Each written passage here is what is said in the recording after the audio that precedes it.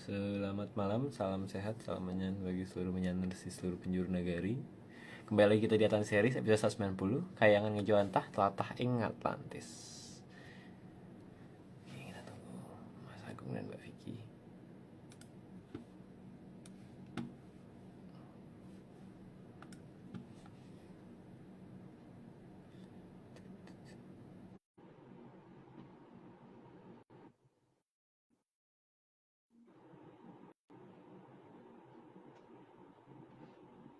Nggak bisa. Oh, ini.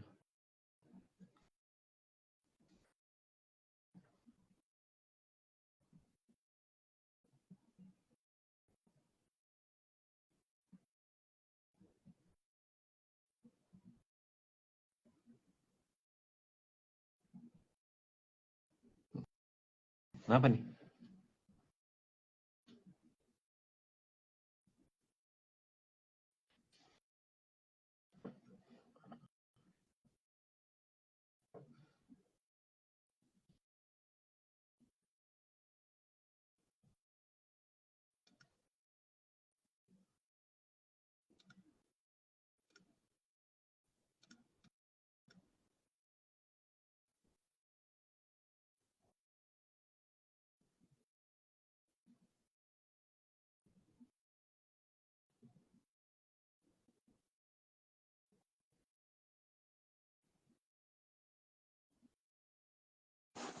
Tapi tetap boleh mas, nggak bisa nonton Arya. Halo ya, Oh, kamu bisa lihat aku nggak? bisa, aman. Coba aku di IG yang lain sih aman harusnya.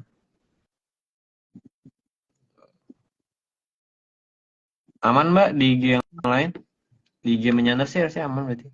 Ya, di IG ku yang biasanya juga aman. Ya ini nggak kelihatan, aku bisa lihat Arya. Tapi di IG yang satunya di HP lain aku bisa sih.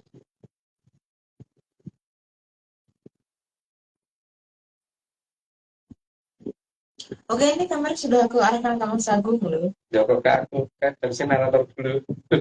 Menyapa mas. Ayo halo Arya. Lagu banget ya Oh, Reza nonton. Iya, ingatannya harus pakai ini Arya. oh, Jadi baru bisa. ya itu berarti kayaknya 20 detik lagi Mas aku ke Iya, situ. nge-lag Dadah. nge-lag 20 kan. Itu baru nunjukin HP ku. Oke. Ya wis ayo. Oke, langsung dimulai. Ayo arah ke narator. Aku harus nonton slide. Atlantis series ke 190, Telatah ing Atlantis. Slide pertama, Atlantis terbangun menjadi benua yang sangat luas. Nggak perlu jelasin ya karena memang udah jelas Atlantis itu luas banget, satu benua bukan satu pulau ya. Aja terbang. Nggak pakai tintingan ya karena depan. Slide kedua, bahkan Atlantis melebihi besarnya benua Asia. Ya, itu versi ARC, kalau versi yang lain mungkin nggak. Lanjut ya. Slide ketiga, jika diukur seharusnya melebihi 10 kali benua Asia. Nah, sekali lagi itu klaimnya ARC ya, bukan klaim internasional, hanya klaimnya ARC. Lanjut Pak. Slide keempat, sedangkan Atlantis hanya satu negara. Satu negara ya, belum ada satu negara yang seperti satu benua yang gedein seluruh benua Asia, bukan benua Asia, hanya Atlantis itu. Tapi sekali lagi itu klaimnya ARC. Lanjut Pak. Suaranya Slide Mas Agung agak hilang gitu tadi Mas. Agak apa? Agak hilang suaranya. Oh, hilang berarti orang deket mas. Heeh. Bentar. Gini ya. Kalau gini gimana Aryo? Tak selama suara tadi kayak suaranya turun gitu loh Mas. Volume selama volumenya aman sih kayaknya. Ini volumenya kenceng sih, atau kena angin ya mas? Ya mungkin kena angin sih, karena ada Ini kipas kok angin. Tapi pas yang dimatiin panas banget. Caranya panas ya di sini. Sekarang gimana Aryo? Suaraku? Aman sih Mas, sekarang aman sih. Oke, ya wis kalau gitu. Coba Kiki yang maju. Slide berapa? Slide 5 ya? Kalau sambil sandaran bisa nggak? Biar nggak Bi- capek. Bisa sih mas, bisa. Wes, oke. Tadi 4 deh kayaknya. Slide kelima. Ah, diulang, kayaknya yang 4 diulang nih mbak. Tadi kayak Mas Agungnya 4. nggak kedengeran. 4. Slide keempat, sedangkan Atlantis hanya satu negara. Itu klaimnya ARC ya. Yang jelas ada satu negara yang gede wilayahnya 10 kali benua Asia. Itu klaimnya ARC. Kalau yang lain berhak klaim yang lain. Lanjut, Mbak. Ini tuh kayak cahayanya dari atas banget. Slide kelima, itu artinya benua terbesar yang bisa kita lihat masih lebih kecil dari benua yang bernama Atlantis. Bahkan negara terbesar pun masih lebih kecil daripada Atlantis. Negara terbesar apalagi ya. Karena itu lebih dari satu benua kan. Lanjut, Mbak. Slide keenam, padahal benua sebesar Asia saja terbagi menjadi banyak wilayah negara. Ya, makanya itu paling besar. Lanjut, Mbak. Kosong sidik-sidik ya mas penjelasannya. Biarin aku Aku lagi ganti. Slide ke-7, keberadaan Atlantis yang hanya satu negara menjadikan Atlantis mempunyai banyak wilayah yang kosong, sehingga masyarakatnya bisa mempunyai tempat tinggal yang sangat luas.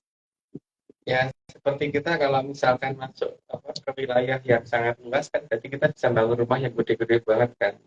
Ya, nanti juga gitu. Tapi ini klaimnya ARC. Jadi yang lain bisa ngikut yang lain. Lanjut, Mbak. Slide ke-8, karena bahkan di benua Asia yang kurang dari 1/10 dari Atlantis saja masih banyak tempat yang masih kosong. Ya, contohnya di gurun pasir, di daerah gurun Sahara dan sebagainya masih banyak kosong. Bahkan masih banyak hutan-hutan yang belum dihuni orang juga kan di Asia. Ya, masih ada sungai lebar dan sebagainya gitu. Ya, itu juga bukan tempat hunian karena itu sungai. Lanjut, Pak. Slide ke-9, maka Bambang Purbokusumo harus membagi wilayah-wilayah agar bisa sesuai dengan prinsip Hamemayu Hayuning Bawono. Tujuannya itu supaya tidak ada rebutan wilayah nantinya ketika ada masyarakatnya. Dan juga supaya tidak ada yang saling iri dan pembagian sumber daya alamnya juga sama. Sehingga tidak ada yang aku kok ditaruh di sini, tempatku kok cuma kayak gini, nggak ada yang bisa mengeluh kayak gitu lagi. Lanjut, Mbak.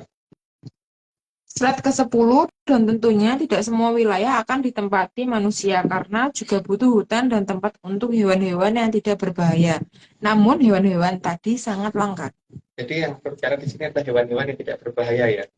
Untuk hewan-hewan yang berbahaya, apalagi dari terahnya buto, itu tidak akan diizinkan untuk masuk wilayah itu. Lanjut, Mbak. Slide ke-11, di Atlantis harus ada kota yang nantinya dapat ditempati manusia. Itu wajib, kan? Namanya negara gimana kalau nggak ada manusianya, dan tempatnya harus ya bertahap, ada mulai dari desa, kota, desa, kabupaten, kota, dan sebagainya, itu harus ada. Cuman tingkat kemajuannya harus mendekati sama. Lanjut, Mbak.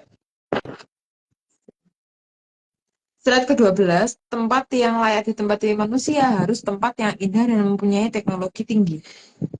Itu jelas ya, karena kalau tempatnya jelek ya siapa yang mau tinggal, dan siapa yang mau pindah ke sana juga. Dan teknologinya harus tinggi, karena itu adalah kayangan ngejawantah yang nantinya harus mengatur eh, perkembangan teknologi yang ada di Arthropoda keseluruhan. Lanjut, Mbak. Slide ke-13, selain itu, sarana dan prasarananya lengkap dan sistem pembuangan harus diatasi dengan cepat agar tidak memungkinkan munculnya trah Drubiksa. Jadi berbeda dari jenis apapun, termasuk dari jenis hewan apapun, itu jangan pernah bisa muncul di sana. Maka apapun harus dikerjakan dengan cepat yang bisa menghasilkan lebih besok. Lanjut, Mbak. Slide ke-14, kota harus nyaman bagi manusia dan manusia yang ada di sana harus bisa keluar masuk benua Atlantis, asal masih sesuai aturan di Atlantis. Harus maksudnya bisa keluar masuk itu karena mereka juga punya tugas untuk mengendalikan apa yang ada di luar Atlantis, sehingga mereka harus bisa keluar dan bisa menyamar menjadi orang di luar, supaya mereka mengerti perkembangan yang ada di luar sana itu. Karena ketika janjinya sudah tiba, maka emang semuanya itu harus dikembalikan. Lanjut, Mbak. Slide ke-15, masyarakat yang keluar dari Atlantis adalah mereka yang ditugaskan keluar untuk melihat peradaban lain yang ada di luar Atlantis.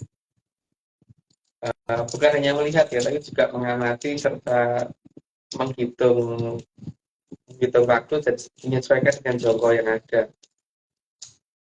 Sehingga mereka tahu kapan harus bertindak. Lanjut, Mbak. Slide ke-6. Slide ke-16, karena Atlantis perlu tahu peradaban lain agar punya kesadaran situasional atas perubahan zaman di luar Atlantis. Karena nggak boleh nomor-nomor di rumah kita ngomong.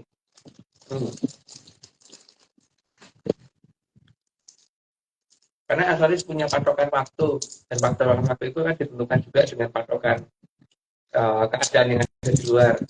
Karena semua sesuai perjanjian itu harus sesuai antara patokan waktu dan patokan itu. Karena standar waktu yang digunakan di Atlantis berbeda dengan standar waktu yang digunakan di luar Atlantis. Lanjut, Pak. Slide ke-17, sehingga Atlantis bisa mencegah jika peradaban di luar Atlantis akan menyadari keberadaan Atlantis dan mau menyusup ke peradaban Atlantis. Itu sangat penting. Bagaimana mereka menjaga keadaan supaya yang di luar itu tidak pernah sadar bahwa Atlantis itu benar-benar ada. Dan ketika mereka menyadari kondisinya memang sudah waktunya ketika orang dapat di luar harus menyadari itu. Dan harus sesuai dengan aturan yang ada dalam jangkau yang sudah ada. Lanjut, Mbak. Slide ke-18, selain itu sangat menjaga agar kerahasiaan Atlantis bisa terjaga sampai awal munculnya zaman Kolosubo. Dia direncanakan karena nantinya kan untuk menunjukkan lebih nanti karena ini gitu kan. Nah, artinya tidak akan ada paksaan untuk pindah ke sana dan sebagainya. Lanjut, Mbak. Slide ke-19, Atlantis juga harus membatasi agar kemajuan peradaban di luar Atlantis, terutama peradaban Kolobendu, agar tidak boleh melebihi 1/10 teknologi yang dimiliki Atlantis. Jadi kemajuan teknologi tidak boleh sampai 10%, istilahnya gitu. Kalau lebih dari 10% mesti akan kebaca Atlantis ada di situ.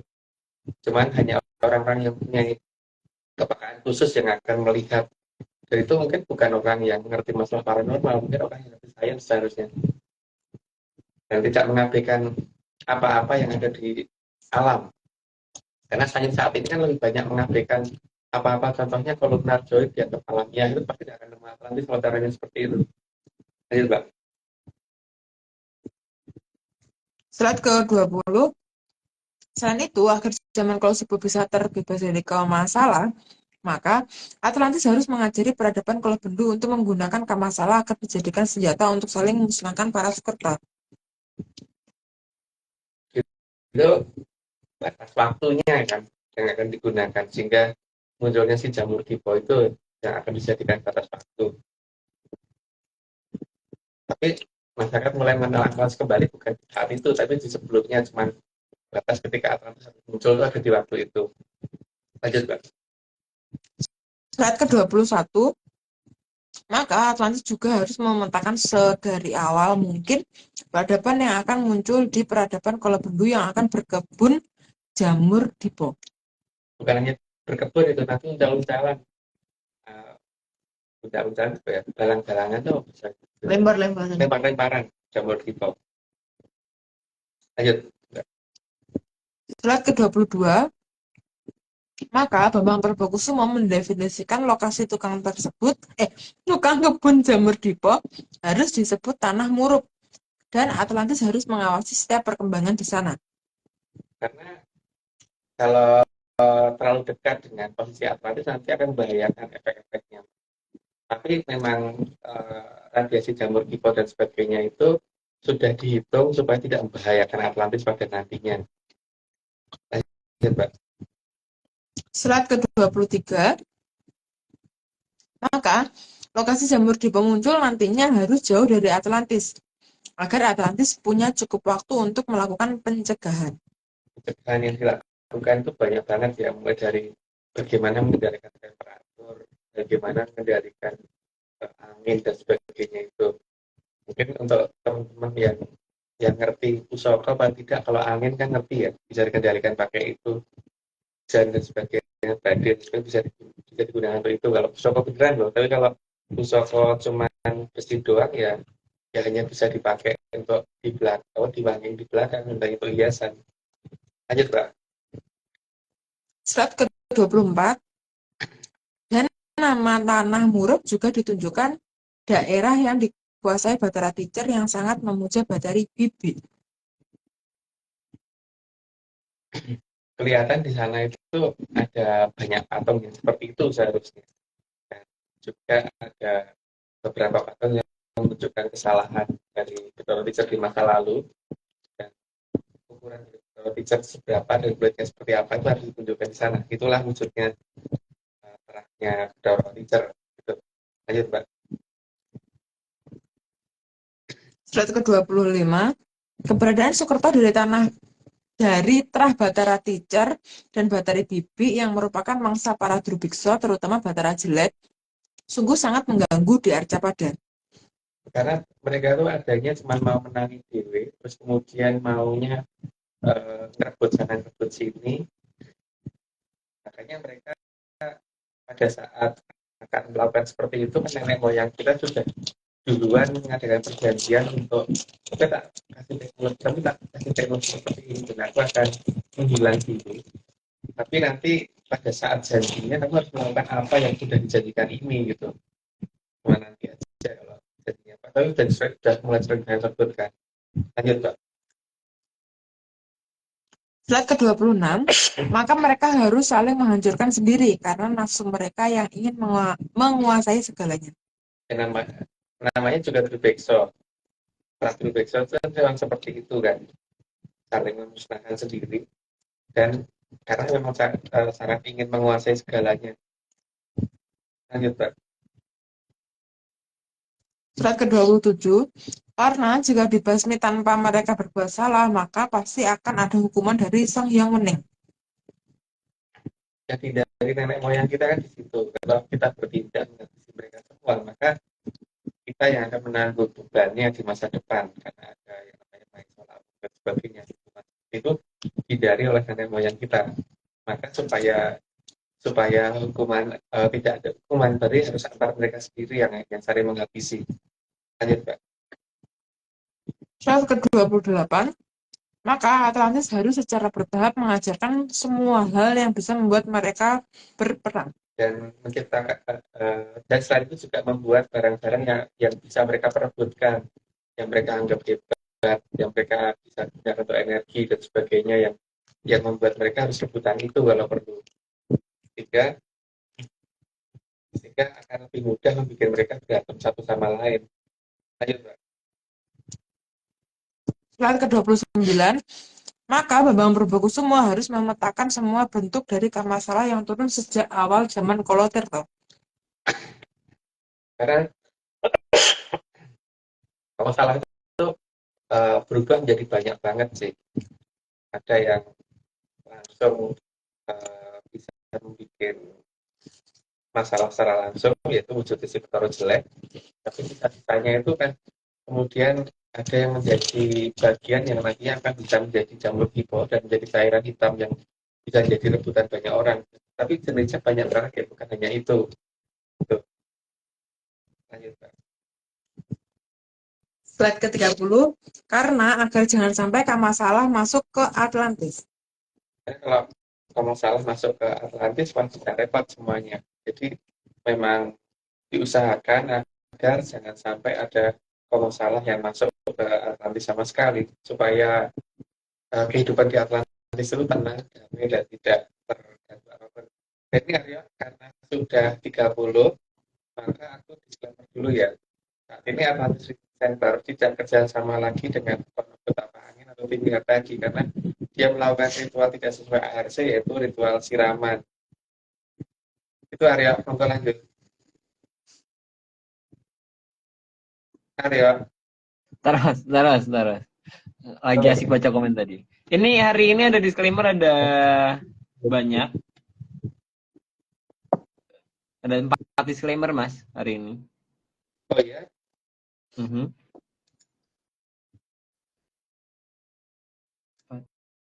4 kan ya? Bentar. Ada yang masuk short. Ya 4.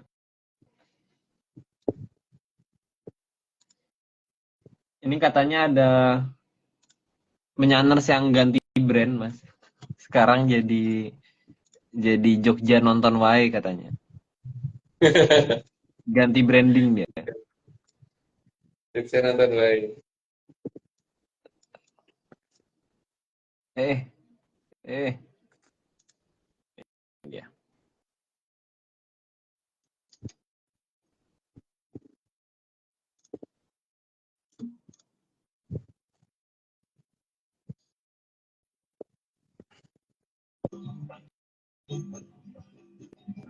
Hmm, suaranya aku kecilin karena takut ini ya, copyright.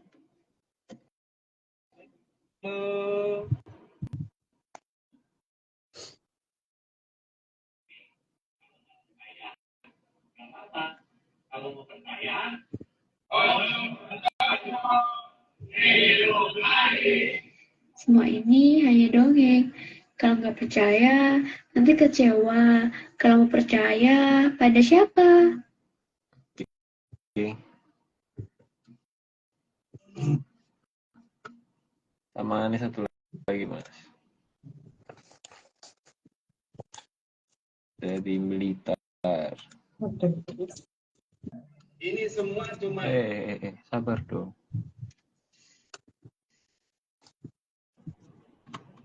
dongeng. Kalau nggak percaya, ini semua cuma dongeng. Kalau nggak percaya, nggak apa-apa. Tapi kalau percaya, yo.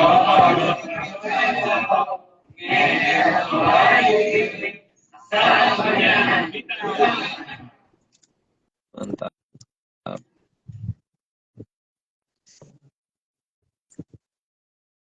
Sudah Mas, ini disclaimernya sudah 2.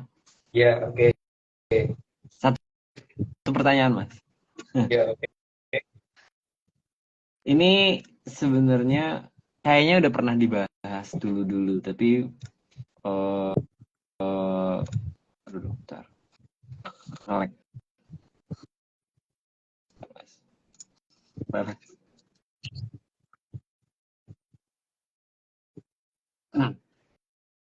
Ini tentang ini Mas, tentang salah satu Punokawan Mas. Nggak salah satu sih. Maksudku di pewayangan itu di Punokawan itu kan yang aku tahu ya Mas, itu ada Semar, Gareng, Petro, dan kemudian kadang-kadang ada Bagong, terus ada Togok dan Bilung gitu atau Sarawito.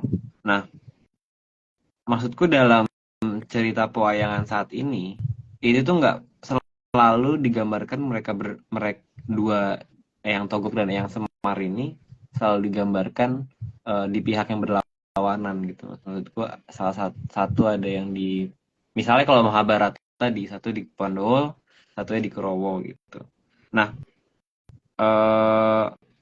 sebenarnya apa sih Mas alasan gitu Mas, kenapa seakan-akan dua tokoh ini, yang Togok dan yang Semar ini selalu berada di dua sisi yang berbeda gitu Mas. Oh iya. Kilurah Togok sama Kilurah Semar itu ada di dua sisi yang berbeda jika ada raja di negara kita yang salah mengambil keputusan, Aryo. Karena Kilurah Togok pasti akan memilih pergi. Kenapa Kilurah Togok pergi? Karena dia itu kan tidak punya anak cucu, Aryo. Jadi dia itu tidak ini. Kalau memang di sini nggak ada yang mau dijaga sama dia, ya dia boleh jaga yang lain gitu loh. Gitu pada dasarnya itu. Jadi keseringannya seperti itu, dan sayangnya wayang kita dibatasi di situ ya. Padahal kalau tidak di situ tuh kebanyakan Togok sama Semar itu jadi satu sebenarnya. Seperti misalkan di zaman dulu ada Ki Pitutur Jati sama Jati Pitutur, itu kan jelas ini ya, apa namanya, dua sosok tersebut yang ngomong satu wilayah gitu loh. Terus ada Jerudiah Punto Prasonto itu kan juga seperti itu kan. Jadi masalah adalah yang kita kenal justru yang dibalik seperti itu, dan kebanyakan di negara kita itu yang dikenalkan itu adalah bagaimana ceritanya jadi di cerita wayang yang aneh gitu loh. Jadi kalau misalkan Punto Dewa yang jelas sudah keliru kok malah dia yang dijadikan panutan misalkan gitu ya, orang yang judi sampai mengorbankan negara dan adik-adiknya serta orang tuanya dan istrinya kok malah Sorry jadikan mas, suaranya panutan itu. hilang. Sorry mas, suaranya hilang. Tadi suaranya hilang. Pas di Punto Dewo. Baik. Nah. Baik. Contohnya Punto Dewa, karena Punto Dewa itu kan orang yang jelas-jelas melakukan kesalahan dengan berjudi dan sehingga sampai kehilangan negaranya. Tapi kok malah dijadikan panutan, dikatakan darahnya putih dan sebagainya gitu loh Aryo. Terus ya banyak banget ya. Mungkin kalau aku sebutin di sini malah jadi aneh. Jadi wayangan yang dipakai itu adalah wayang-wayang yang mengatakan kita kepada yang salah harus jadi benar gitu loh. Gitu. Tapi di cerita lain yang dimana ketika Semar sama Togog itu menjaga satu wilayah itu nggak disebut biasanya. Itu Aryo. Iya. Bahkan di kisah yang paling di zaman sebelum ini aja ini ya mas, maksudku diartikannya salah gitu mas, ketuker gitu. Iya. Bahkan Sabdopalat sama Naya Bigong dianggap satu wujud Semar gitu kan, dianggap satu nama gitu. Itu dua tokoh yang berbeda. Sabdopalat sama Naya Bigong. Padahal gambarnya ada loh Sabdopalat kayak apa, Naya Bigong seperti apa itu kelihatan. Terus yang selain itu juga coba perhatikan ya, ada tokoh katanya seorang satria, seorang raja yang harus ngerti batas wilayah, melakukan manaprasta melanggar wilayah negara lain gitu. Itu dikatakan orang yang benar gitu, ya kan? Iya mas. Ya banyak sih masalah yang berhubungan dengan wayang yang memungkinkan ya yang membuat si tokoh lebih baik pergi itu banyak sebenarnya kasusnya. Itu hari. Ya. Berarti maksudku mas, berarti ketika di kisah-kisah yang ada sekarang itu, apakah berarti Eyang Togog itu lebih memilih untuk mengurangi dari sisi Kiwo gitu mas, berarti apa gimana mas berarti? Kadang-kadang dia terpaksa ngomong Bolokiwo Aryo, tapi ngomong Bolokiwo itu bukan untuk membela Bolokiwo secara benar-benar, makanya beda dengan Semar kalau ngomong Bungso Tengi. Jadi kalau Bungso Kiwo kalah itu ya udah ditinggal gitu aja sama Togog, karena pada dasarnya dia tetap lebih pro ke anak cucunya Semar, cuman masalahnya kadang-kadang kalau kecewa itu loh Aryo, kalau kecewa ya tinggal dulu daripada bagi beliau itu kan ngasih tahu, kalau nggak didengar kan nanti nggak usah ngasih tahu gitu loh Aryo. Ditinggal dulu, karena kadang-kadang orang itu baru merasakan kehilangan saat ditinggal tuh Aryo. Oh iya benar mas. Atau akan baru merasakan betapa pentingnya beliau ketika akan ditinggal atau setelah ditinggal gitu. Itu yang beliau lakukan seperti itu. Dan apakah juga beliau ini mas, maksudnya menghindari mengucapkan sesuatu yang salah gitu mas? Maksudnya kan beliau kan juga memiliki sabdo jati juga tuh. Iya, karena mempunyai sabdo jati daripada salah bicara, maka lebih baik tidak mengatakan hal-hal yang bisa membuat keadaan jadi lebih runyam lagi gitu. Karena bagaimanapun juga beliau itu Betoro kan. Ya, berarti kalau salah ucap mending yang Bolokiwo yang kena gitu berarti mas. Kurang lebih gitu ya, berarti. Salah satunya cara melindungi ya begitu. Oke mas, itu aja sih. Ini kita lanjut mbak. Aduh. Ayo. Sorry, nggak kelihatan muternya. Slide ke 31. Dan agar para Soekerto bisa lenyap, maka letak Kamasalah dan cara penggunaan harus dijelaskan terperinci dari zaman ke zaman. Semua itu butuh proses ya. Jadi masalah sendiri supaya bisa dimanfaatkan kan sudah proses. Dan pada saat digunakan untuk pemusnah massal pun juga butuh proses. Dan proses itu tidak bisa seketika gitu. Jadi penjelasan itu harus bertahap. Ya, dari zaman ke zaman memang sudah direncanakan supaya bagaimana menemukannya dan bagaimana mengolahnya, bagaimana menggunakannya gitu. Gitu, Aryo. Gitu. Slide ke-32, dari racikan Kamasalah yang paling sederhana yang bisa membuat kemusnahan massal perlu diuji coba dalam beberapa kasus di peradaban Kolobendu. Makanya ada perang dunia 1, perang dunia 2, dan itu yang ketahuan. Yang enggak masuk sejarah mungkin ada perang-perang yang lain ya. Karena kan mungkin ada perang-perang kecil sampai perang-perang gede itu tujuannya hanya untuk supaya kalau mau salah ini cara penggunaannya bagaimana gitu kan. Dan seberapa cepat mereka itu menggunakan itu supaya supaya nantinya pada saat yang sudah ditentukan waktunya tuh benar-benar sudah menggunakan jalur tipe. Lanjut, Mbak. Slide ke-33, Adu Soekerto dimulai dari Perang Dunia ke-1 dan itu sudah ada dalam rencana Atlantis. Itu klaimnya ARC ya. Kayaknya kejam memang, tapi itu bukan masalah kejam dan tidak kejam karena memang ada sesuatu hal yang harus dilakukan supaya arthropoda ini terbebas dari Soekerto dan Subekso. Lanjut, Mbak. Slide ke-34, karena masih ada Soekerto yang tersisa banyak di Tanah Muruk, maka perlu dicoba lagi dengan senjata yang daya hancurnya lebih besar. Yang diharapkan jangan lebih dari 3 kali percobaan. Jadi kalau bisa itu sudah cukup sampai dengan saat itu saja supaya segera kalau subuh datang. Lanjut, Pak. Aku kok langsung tanya ya, kalau maksimal diharapkan 3 kali aja, berarti kalau bisa ya ini yang terakhir. Bisa mungkin begitu, Pak. Dan mungkin begitu. Jadi kan percobaan 1, percobaan 2, terus finish gitu kan. Bisa begitu aja. Cuma 4, 5, 6, 7. Nanti ke pulau-pulau dunia. Longsor dunia nih, Pak. Berarti harusnya kalau yang ketiga berarti harusnya lebih. Lebih jeda, ya. Wow. Oke. Slide ke-35. Maka perlu ada satu lagi dengan melibatkan hal paling berbahaya dari Kamasalah, yaitu jamur tibo. Tapi walaupun jamur tipe itu dianggap sebagai sesuatu hal yang sangat berbahaya bagi kehidupan para Soekarno dan Subekso, tapi bagi leluhur kita ternyata masih dianggap sebatas persoalan bandingan, jadi masih bisa dikendalikan.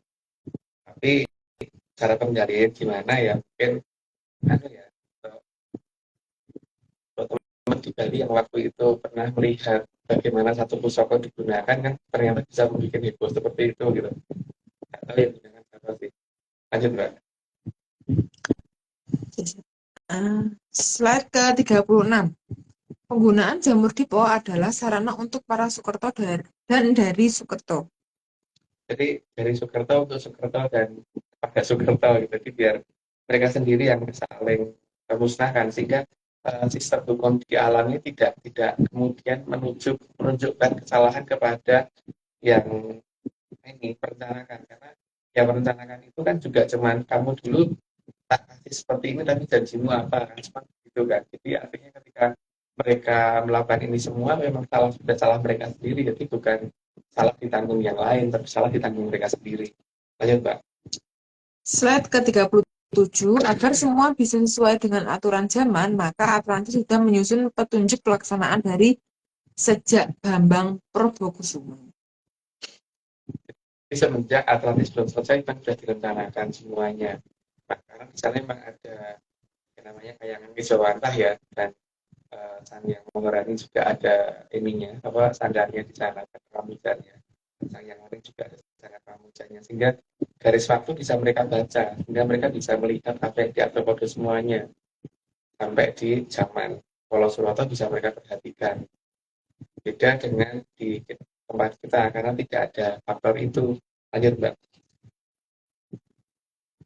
Slide ke-38, karena Soekarno tidak akan mau menggunakan pola Hamayu Hamengkubuwono, dan bagi mereka Hamayu itu ya kehancuran, maka mereka lebih suka ajaran dengan 90% isinya kutukan. Itu yang aku bingung kadang-kadang. Tapi ini dongeng loh ya, jadi jangan dicampurkan dengan apa yang ada di dekat kita. Memang ada dalam dongengnya ARC, ada sesuatu makhluk yang nggak kita tahu itu jenis apa itu. Mungkin mirip orang atau mungkin nggak mirip orang. Tapi mereka tuh lebih menganggap bahwa kutukan itu adalah anugerah gitu. Jadi menganggap ajaran yang isinya 90% kutukan atau mungkin bahkan lebih itu dianggap sebagai kata-kata indah yang harus dihormati dan menjadi acuan hidup gitu. Lanjut, Mbak. Slide ke-40. Jadi bagi para Soekerto memang lebih memilih Gusti yang meski Soekerto sebenarnya banyak dan salah sedikit dapat dipastikan menghukum. Kelewatan satu ya, Mbak. Oh, Mas. 39 belum. Oh, 39 oke. Slide ke-39, karena kutukan bagi Soekerto dianggap anugerah atau kebaikan. Jadi Gusti yang maha mengutuk dianggap Gusti beneran. ini sekali lagi loh ya bahwa ini adalah dongengnya ARC, jadi jangan dicocokkan dengan apa yang ada di luar ARC karena ada makhluk dalam dongengnya ARC kan begitu gitu, menganggap bahwa kutukan itu adalah anugerah yang luar biasa. Lanjut, Mbak. Bagus, lu tak bacain. Ya, langsung aja ya karena kan bisa dibacain. Jadi ada asumsi dari dalam dongengnya ARC itu ada satu jenis makhluk yang kita nggak tahu seperti apa wujudnya, entah wujudnya itu mirip kodok kayak mirip orang kayak atau mirip jangkrik atau mirip apa gitu. Tapi mereka tuh menganggap bahwa hukuman itu anugerah dan kutukan itu juga merupakan suatu anugerah dan makin banyak dikutuk itu rasa makin baik gitu. Ada yang begitu, tapi yang nggak tahu. Dan semoga itu tidak ada di luar dongeng dari ARC. Lanjut, Mbak. Suaranya Mas Agung agak putus-putus. Emang masih putus-putus sampai ini sekarang? Tadi kedengeran tapi kecil banget sih Mas gitu, Mbak, Mas. Mas Agung emang volumenya nggak segede biasanya sih. Lagi ini agak serak. Agak serak aku Aryo karena ketebaran Pak Ansor. Wah, Pak Ansor berarti menyanners kalau yang nggak denger salahin Mas Ansor. Nggak. Karena kemarin kan kita sempat harus soan ke sesi Joyoboyo atau Aryo, jadi akhirnya karena nggak tahu jalur, jadi Pak Ansor yang nunjukin jalan sehingga akhirnya yang nyetirin Pak Ansor. Lah Pak Ansor pengen jalan batuk-batuk, jadi salahkan Pak Ansor ya. Tapi sebenarnya ini sih Mas, aman kalau ini jadi suaranya nggak harus kencang Mas, tapi yang penting stabil gitu Mas ininya. Oh iya. Okay. Mungkin dideketin lagi nggak bisa ya Mbak? Berarti Mbak maju. Mbak maju berarti. Ini pakai satu HP karena wifi-nya kurang kuat Aryo di sini. Jadi kalau pakai satu handphone kan biar nggak rebutan wifi ya. Nggak apa-apa Mas. Oke, lanjut dulu ya. Ya, coba dulu deh. Slide ke-41, bahkan bagi Soekerto mengarah pada semua pertanda selalu mengarah bahwa dihukum itu adalah indah. Sampai apa namanya menganggap mungkin kalau dalam cerita di ARC itu menganggap bahwa kalau mengalami suatu kejadian-kejadian tidak baik itu dianggap suatu hal yang indah karena dianggap mungkin nggak tahu ya karena ya ARC dongengnya mana gitu. Tapi karena ada makhluk yang ini ya Mas ya, ada makhluk yang katanya itu kehidupannya penuh dengan bukan anugerah, Mas. Iya, dan definisi anugerahnya beda soalnya ya. Definisi kebahagiaan dan anugerahnya lain. Jadi gimana ya? Tidak bisa dan tidak mungkin itu dilarang Bang, karena bagi dia itu bagus, tapi bagi kita enggak ya penolakan ono dewe itu akhirnya. Iya, Mas. Benar. Oke, lanjut Mbak. Slide ke-42. Maka di sini Atlantis harus bisa memilah mana yang Soekerto dan manusia. Karena keduanya memang kadang-kadang mirip. Jadi memang harus memilah mana yang Soekerto dan manusia. Makanya dulu Prabu Brawijaya Pamungkas kan sempat memberikan suatu pernyataan kalau bisa itu jangan mencari apa ya jodoh atau apa gitu loh dari luar wilayahnya sendiri gitu. Nanti enggak kena Soekerto. Nah, wilayah itu maksudnya mungkin dari luar angkasa kayak atau dari Jupiter sana kayak atau dari impuls dari luar wilayah sana gitu. Tapi dari dalam wilayah itu nggak tahu. Yang dimaksud yang pasti dari dalam wilayah Mojokerto ya. Dan Mojokerto itu ada di Jakarta ya, bukan di tempat lain. Kalau Majapahit nggak tahu. Lanjut Mbak. Slide ke-43. Celong banget. Karena seluruh sama ini Mas. Cahaya. Maka Bambang Purbokusuma juga harus menyediakan tempat di Atlantis yang akan digunakan untuk tamu yang diizinkan. Manusia yang dalam masa seleksi untuk diizinkan masuk jadi warga negara Atlantis, tempat bagi hewan dan hutan. Ya, karena mereka juga harus ada ini ya, apa pembanding. Jadi ketika supaya ada pembanding kan mereka juga butuh pembanding yang nyata, orang yang diajak ke sini dan mereka yang datang ke sana gitu kan. Maksudnya tuh orang dari negara dari wilayah luar Atlantis yang diajak masuk atau orang dari Atlantis yang keluar atau melihat-lihat di luar Atlantis gitu. Nah, untuk orang-orang dari luar yang diajak masuk ini kan untuk pembanding dan untuk mengerti dan untuk memberitahukan bahwa Atlantis itu ada loh sebenarnya gitu kan. Cuman mereka kadang-kadang ditutup lagi dengan kondisi seolah-olah mereka itu tertidur atau halusinasi atau gimana. Tapi beda sih kalau halu dan enggak itu. Karena kalau halu itu pasti tidak bisa difoto ya, jelas itu. Lanjut, Mbak. Slide ke-44. Untuk ruang tamu dinamakan ruang Japara dan luasnya sekitar 1 kota Jakarta. Karena yang diundang cukup banyak sebenarnya. Tapi banyak itu hanya yang diizinkan sampai mana gitu. Kalau sampai ruang Japara ya dia mungkin juga belum bisa memperhatikan keperbedaannya dengan peradaban di luar Atlantis karena ruang Japara memang dibikin sangat mirip dengan kondisi di luar sana sehingga orang tersebut tidak tahu kalau dipindahkan karena mereka sebenarnya cuma mau diamatin tingkah laku dan gerak-geriknya tapi mungkin di wilayah tempat dia aslinya berada orang itu akan dianggap hilang gitu. Jadi dia tidak sadar kalau dia dipindah sementara karena hanya akan dilihat tingkah laku dan perilakunya terus kembalikan lagi. Lanjut, Mbak. Slide ke-44. Untuk ruang tamu 45. Di ruang Japara ini para tamu diminta menunggu sebelum diizinkan masuk bertemu dengan pihak yang dicari di Atlantis. Untuk yang dipilih lagi kan mereka yang setelah diamati yang dipilih lagi maka mereka kemungkinan akan diizinkan untuk masuk lebih jauh. Untuk yang masuk lebih jauh akan mulai melihat adanya bentuk bangunan dan sebagainya yang lebih jauh, lebih megah dibandingkan di negaranya. Dan ini beda dengan yang dia lihat. Jadi yang ini kalau tidak dikendaki mungkin pada saat dikembalikan dalam kondisi tidur supaya tidak sadar kalau dia melihat kenyataan. Slide ke-46. Sebelum bisa masuk ke ruang Japara, maka mereka akan diseleksi dulu di luar Atlantis.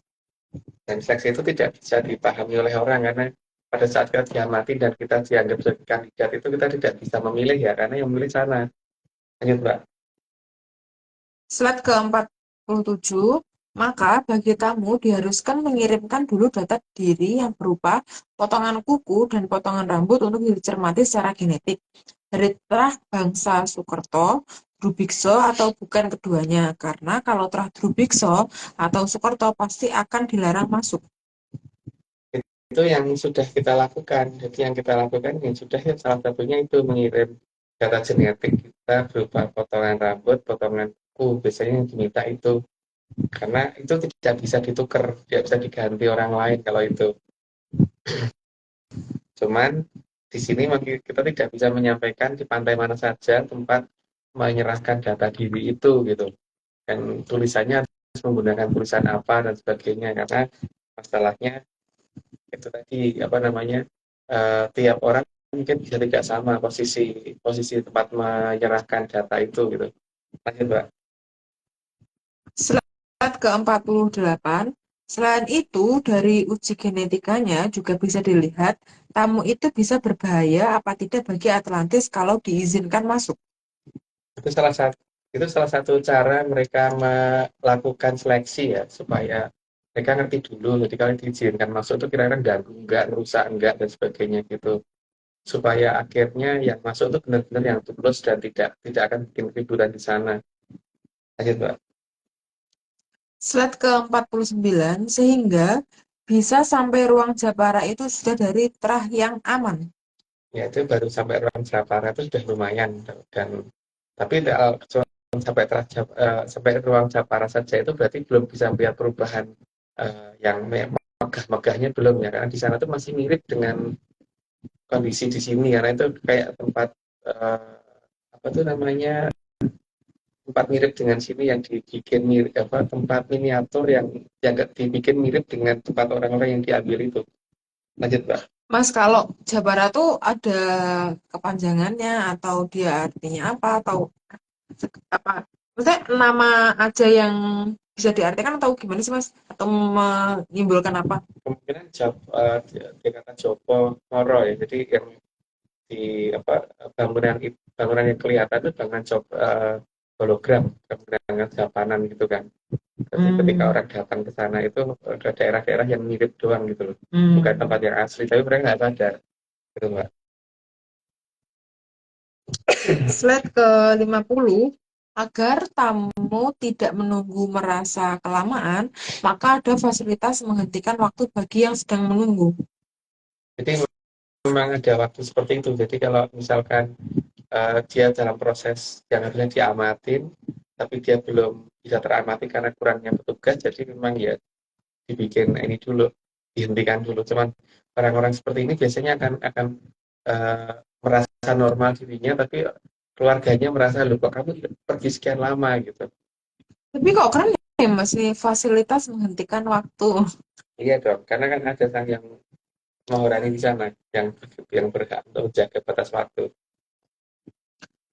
Oke, slide ke-51. Jadi, bagi para tamu saat menunggu akan merasa sangat sebentar. Rasa sangat sebentar bagi dia tapi bagi yang ditinggalkannya lama gitu. Lanjut, Mbak. Slide ke-52, maka tidak akan ada tamu yang bosan menunggu di ruang Japara. Tidak mungkin bosan karena dia merasa tidak berada di luar tempatnya berada, jadi merasa di tempat yang dia kenal. Lanjut, Mbak. Slide ke-53, sementara seleksi juga dilakukan bagi mereka yang akan menjadi warga negara Atlantis. Seleksi itu dilakukan secara bertahap dan mungkin tanpa disadari ya pada awalnya. Tapi setelah dimengerti dan layak untuk dipindahkan. Lanjut, Mbak. Slide ke-54, prosedur ini akan mulai diterapkan di zaman Kolodworo. Karena Atlantis mulai akan ada penghuninya di zaman Kolodworo. Itu sesuai dengan pernyataan dari Sang Yang Wening waktu itu. Lanjut, Mbak. Slide ke-55, jadi di zaman Kolodworo mulai akan ada penghuni dari benua Atlantis.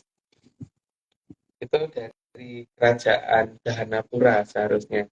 Nah, untuk bagaimana proses datanya mungkin ada di episode berikutnya ya, ditunggu dulu. Lanjut, Mbak.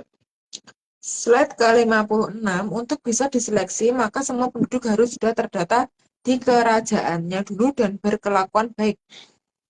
Yang jelas pasti berkelakuannya harus baik. Karena kalau tidak berkelakuan baik ya pasti tidak akan diizinkan karena itu negara tidak boleh ada goncangan nantinya. Lanjut, Pak. Slide ke-57, itu juga sebelum 10 tahun menjadi warga negara di Atlantis, mereka harus tinggal di dalam Atlantis tapi masih di pinggiran, belum diizinkan masuk kota. Itu bagi mereka yang sudah dipilih dan kondisinya sudah mulai sadar bahwa mereka akan dimasukkan ke wilayah tersebut ya. Itu jadi tidak mungkin diizinkan masuk tapi sudah bisa melihat dari ke dalam kira-kira ada apa. Lanjut, Pak. Slide ke-58, tapi namanya juga Atlantis, bahkan emperannya saja sudah jauh lebih mewah dari tempat asalnya yang akan menjadi warga negara Atlantis. Ya, gampangannya gini ya, kalau rumah mewah itu emperannya pasti juga mewah dibandingkan rumah gubuk gitu loh. Sama-sama punya emperan, tapi kan emperannya rumah gubuk sama rumah mewah itu pasti lebih bagusan rumah mewah. Apalagi istana, emperannya seperti apa. Jadi emperan suatu bangunan yang sangat suatu negara yang mewah ya pasti juga sudah sangat mewah. Bahkan lebih bagus daripada dalam negaranya sendiri. Ayo, Pak. Slide ke-59, namun bagi yang selama 10 tahun itu 3 kali saja membuat masalah, maka diharuskan meninggalkan Atlantis. Ya iya, karena kalau tidak dipaksa pergi nanti bisa rusak keadaan secara benar-benar. Ayo, Pak. Slide ke-60, tapi kalau kesalahannya sangat fatal, maka baru melakukan saja sudah diusir. Yang fatal itu banyak ya, seperti bunuh orang, terus tanpa alasan, atau ya banyak banget perampok dan sebagainya. Di sana tidak boleh ada orang dengki, serai, dan sebagainya tidak boleh. Orang berpolitik seperti ngakali dan sebagainya itu nggak boleh. Karena sesuatu hal yang kayak sederhana seperti ngakalin orang lain itu nanti efeknya ke sana akan lebih parah lagi. Itu kali ini sudah 60, aku disclaimer dulu. Saat ini Atlantis Film Center tidak kerjasama lagi dengan akun anggota Awak Angin karena atau tim tadi karena dia melakukan ritual dan sesuai ART yaitu ritual siraman. Oke, lanjut Aryo. Ini Aryo. ini ada disclaimer dari Blitar lagi.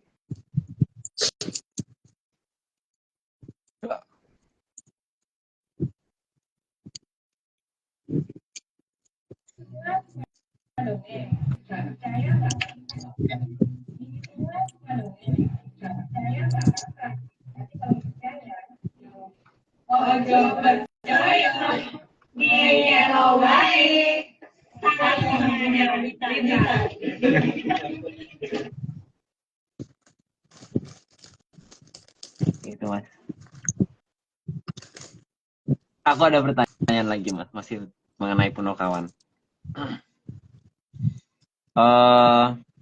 Ini sih Mas, salah satu Punokawan yang terkenal itu kan maksudnya yang sama ini menjadi tokoh yang apa ya, banyak digemari lah. Selain yang Semar itu kan adalah yang Petro. Nah,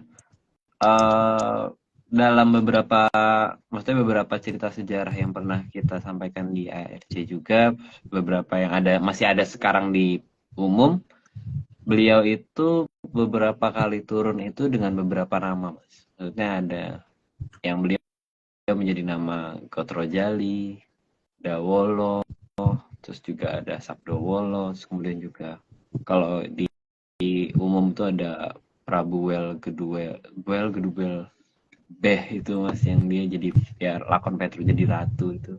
Nah, sebenarnya apa sih Mas maksudnya kenapa ada nggak sih Mas alasan lain selain untuk ini Mas, kan kalau sebelumnya itu kan beliau itu turun dalam berbagai nama supaya bisa tahu toh orang yang beneran tahu dan tidak. Nah, ada nggak sih Mas alasan lain selain itu gitu Mas, beliau itu turun dengan beberapa nama? Yang pertama kan memang seperti itulah Semar ya Aryo, bahwa dia tidak mau kemudian diklaim orang yang tidak ngerti bahwa wujud dia turun sebagai apa gitu kan. Karena kalau Misalkan dia pakai aturan Gotro, nama Gotro Jali, kan berarti Gotro itu kan aturan Jali itu putih kan, berarti ngikutin aturan yang benar gitu dari sang yang bening gitu, maksudnya gitu ya. Terus kalau waktu memakai nama Sang Prabu Bwelbe itu kan waktu dia mau kan Jamus Kamlimo Sodo, dan Waktu apa mas? harus diingat ya Jamus Kamlimo Sodo itu saat ini lepas dari negara kita, dan itu bentuknya cerit ya Aryo. Jadi bukan apa ya, beda dengan orang banyak mungkin salah yang cerita. Dan saat ini ada di negara yang sedang ditagih balik Jamus Kamlimo Sodonya ya, makanya dia terkena goncangan gede berkali-kali gitu loh. Bahkan beberapa tahun yang lalu juga pernah kena tsunami dan sebagainya. Jadi eh, itu untuk menunjukkan bahwa yang pegang Jamus Kalimah Sodo itu ada saatnya harus mengembalikan dan harus ngerti kembalikannya ke siapa. Kalau salah mengembalikan ke pihak yang keliru ya pasti malah hukumannya lebih berat gitu kan. Dan yang terima itu juga akan kena masalah berat kalau misalkan tidak segera mengembalikan itu ke tempat yang benar gitu. Jadi tidak bisa ngaku-ngaku kuat, tapi karena dia merasa sanggup gitu juga nggak bisa, karena bisa mati bener gitu kalau orang yang tidak sanggup beneran. Terus ketika memakai nama Sabdo Wolo itu berarti kan beliau itu berarti tukang ngilangi kutukan, karena Sabdo Wolo itu berarti menghilangkan kutukan gitu. Tapi kutukan yang bisa dihilangkan adalah kutukan dari terah dewa ke bawah ya Aryo, karena dia seorang Bathara. Jadi kalau dari terah yang di atasnya, Bathara ke atas, dia tidak bisa. Jadi kalau untuk di atasnya Sabdo Wolonya berarti harus Sang Hyang Maharani. Tapi kalau dari atasnya lagi berarti itu tugas dari Sang Hyang Wenang dan sebagainya gitu. Oke. Kalau untuk memakai Sabdo Wolo berarti kalau ada kutukan dari Dewa Dewi, terus Duran dari apa itu Doro dari Hapsara Hapsari gitu, itu bisa diatasi, dan Kumoro yang di bawahnya beliau ya. Tugasnya beliau itu. Makanya itu dampingi Satrio supaya tidak terkena kutukan dari terah itu gitu loh. Itu Arya. Sekalian aja mas, tak abisin pertanyaanku. Ini mas, maksudku apakah ketika beliau menggunakan nama itu, beliau itu bisa ini mas, apa istilahnya apa tadi istilah bahasanya apa bukan mengurangi, Mengurangi kutukan, menghilangkan iya, kutukan. mengurangi atau mengurangi kutukan yang sifatnya sabdo jati gitu mas. Apakah beliau tuh bisa gitu seperti itu dulu sih mas, sebenarnya apakah bisa gitu mas? Bisa Aryo, tapi Sabdo Jati yang dikeluarkan Dewa Dewi ke bawah ya, bukan Bathara dari ke atas. Berarti Gitu. apakah kalau ini mas, kalau yang Sabdo Jati itu dikeluarkan oleh Mahaprabu gitu mas, misal? Tergantung Mahaprabunya ketitisan apa, ketitisan Dewa atau ketitisan Bathara atau Betari Aryo. Tapi tetap aja kalau beliau kan sanggup menundukkan Sang Hyang Bathara Teacher ya. Jadi yang artinya yang bisa beliau tundukkan itu tetap bisa beliau hilangkan kutukannya gitu loh Aryo. Oh, Tapi oke. kalau kutukannya dari misalkan Sang Hyang Bathara Wisnu ya nggak bisa beliau. Berarti kalau Tugasnya Sang Hyang Maharani ya. kenapa mas? Kalau dari Bathara kalau dari misalkan kutukan dari Bathara Wisnu itu ya berarti Sang Hyang Maharani yang jadi Sabdo Wolonya Aryo. Berarti kalau misalnya konteks Keraton Malowopati mas, itu seperti ya gimana mas keratonnya? Karena Keraton Malowapati itu hilang karena kena sabdonya Sang Mahaprabu Browijaya, Sri Joyoboyo. Maka yang karena Sri Joyoboyo adalah titisan dari Bathara Wisnu, maka yang bisa mudar atau melepas itunya kutukan itu adalah Sang Hyang Maharani, itu bukan Kilurah Petro gitu. Tapi apakah ini mas, maksudku ketika mengurangi kutukan itu, apakah ada syarat-syarat tertentu atau ada kriteria-kriteria tertentu yang harus dilakukan oleh rakyatnya gitu mas, rakyat seisinya ya, termasuk penggawa keratonnya mas? Ada ya, minimal selama ada dalam kondisi halimunan itu mereka tidak mengganggu masyarakat yang di luar ya. Jadi tidak menunjukkan sebagai apa ya, menunjukkan sebagai pengganggu atau kajiman atau gimana. Tapi kalau mereka mengganggu kan untuk dasar melindungi suatu wilayah, misalkan ada daerah tertentu yang akan diserang oleh, misalkan mau diserang oleh preman atau gimana, kemudian mereka melindungi dengan cara seperti penampakan diri atau gimana jika premannya kabur, itu mereka nggak bisa disalahkan. Tapi kalau misalkan ada orang lagi mau pergi, mau ke pasar terus kemudian dia menampakkan diri lah, itu dia nggak boleh yang seperti itu ya. Orang-orang seperti itu yang nantinya tidak bisa kembali wujudnya ke ini pada saat Sabda Wolo dikeluarkan oleh Sang Hyang Mawarani Arya. Tapi Oh, karena Malawapati itu adalah keratonnya Angling Darmo, dan Angling Darmo itu adalah putranya Sri Hadijowibowo yang paling sulung, dan saat ini akan ada acara dengan adiknya, akan ada acara besar, maka Malawapati memang akan ini lagi akan dimunculkan kembali. Makanya kan nantinya itu pada saat akan ada acara di Atlantis itu akan ada ciri-ciri di mana Malawapati akan muncul duluan gitu loh. Makanya ada petunjuk dari Gunung Halimunan karena itu akan munculnya Malawapati secara bertahap. Tapi bertahap itu apakah bisa dilihat semua orang apa tidak, aku masih belum tahu ya. Tapi yang jelas beberapa orang mungkin bisa melihat. Tapi minimal suara dari apa namanya, kebisingan Malawapati mungkin bisa diperhatikan orang nantinya pada saat sudah mendekati acara di, kalau kalau dalam bahasa Inggrisnya tuh mungkin kalau akan ada acara di Lembah Cawene gitu, kalau dalam bahasa Jermannya gitu.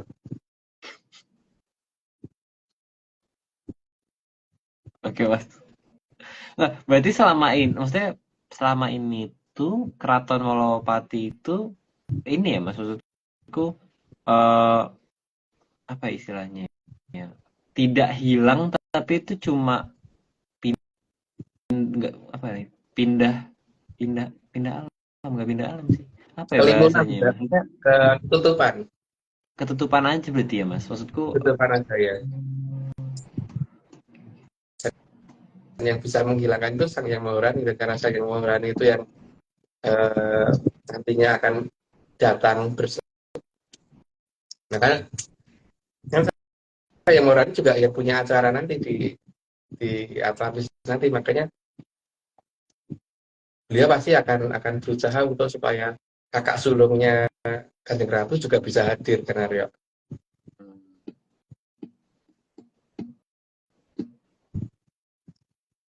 oke, Mas. Itu aja sih Mas pertanyaan dariku.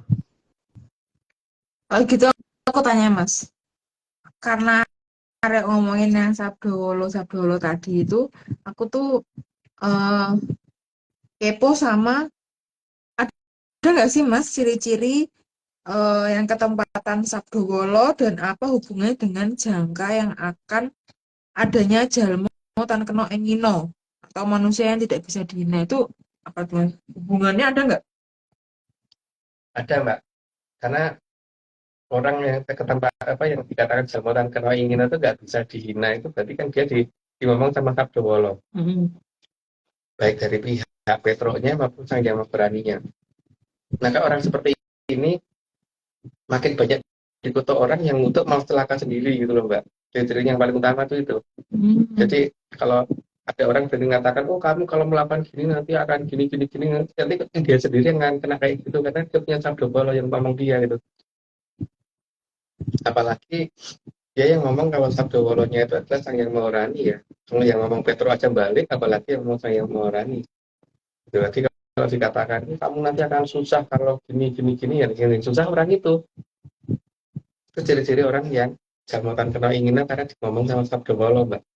Eh, tapi Mas, kalau ngomong sama Sabdo Wolo berarti dia juga bisa untuk apa namanya, eh hitungannya bukan mengatasi ya, mencabut juga bukan ya, kayak kutukan gitu Bisa nggak sih Mas? menghilangkan kutukan sabda wolo itu artinya. Bisa menghilangkan kutukan juga. Iya. Terus Makanya tata, membalikkan kutukan juga bisa kan. oh terus itu kalau misal tatarannya dimomong sama itu bisa mengembalikan sejauh mana tuh Mas? Kayak misalkan kalau tadi yang kan dari di bawahnya Batara Batari gitu kan. Kalau yang ini Ya, kalau porsinya, kalau sang yang Maurani ya berarti di bawah beliau bisa ditundukkan semua untuk semua kutukan. Tapi kalau misalkan Petro ya berarti yang kalau cuma kutukan dari manusia yang balik beneran itu dan bisa berbahaya kalau yang berhadapan sama sabda wolonya Petro karena Petro itu tegelan mbak. oh aku pikir itu langsung yang Petruknya yang Nyabdowolo, ternyata enggak ya, yang Iya, dimomong tuh juga se itu sekuat itu gitu ya Mas. iya. Jadi otomatis karena Petronya di sekitarnya dia. Oh, Oh, Jadi begitu ada orang mengutuk dia ya habis mbak. oke oke oke. berarti Aku apakah Jadi toh jalinya mungkin ini ada di tangannya, Mas? kenapa mbak? Kenapa Arya? Nah, waktu itu kan pernah ada kayak dia series berapa ya? Series puluhan Mas masih. Bahwa katanya ciri-cirinya itu eh, salah satu bentuk Toh Jali memomong beliau itu ada pertanda apa di tangan kanannya gitu ya Mas ya? Apa tangan kiri? Iya. Aku lupa ya. tapi itu bukannya beda ya? Ya itu Toh Jali itu Petro. Tapi emang yang dimaksud itu tuh Sabdowolo Mas maksudnya. Iya, Itu tetap Petro oh. sabda wolo tetap dalam wujud apapun dia tetap sabda wolo mbak. Hmm. Makanya mungkin paling gampang itu mungkin kalau ada teman-teman yang pengen mencoba coba deh ngutuk orang itu dikutuk bisa enggak. Kalau dikutuk balik ya berarti oh kuy nanti kita dikasih tahu oh aku tadi ngutuk orang itu ternyata aku yang celaka. Oh, berarti itu layak.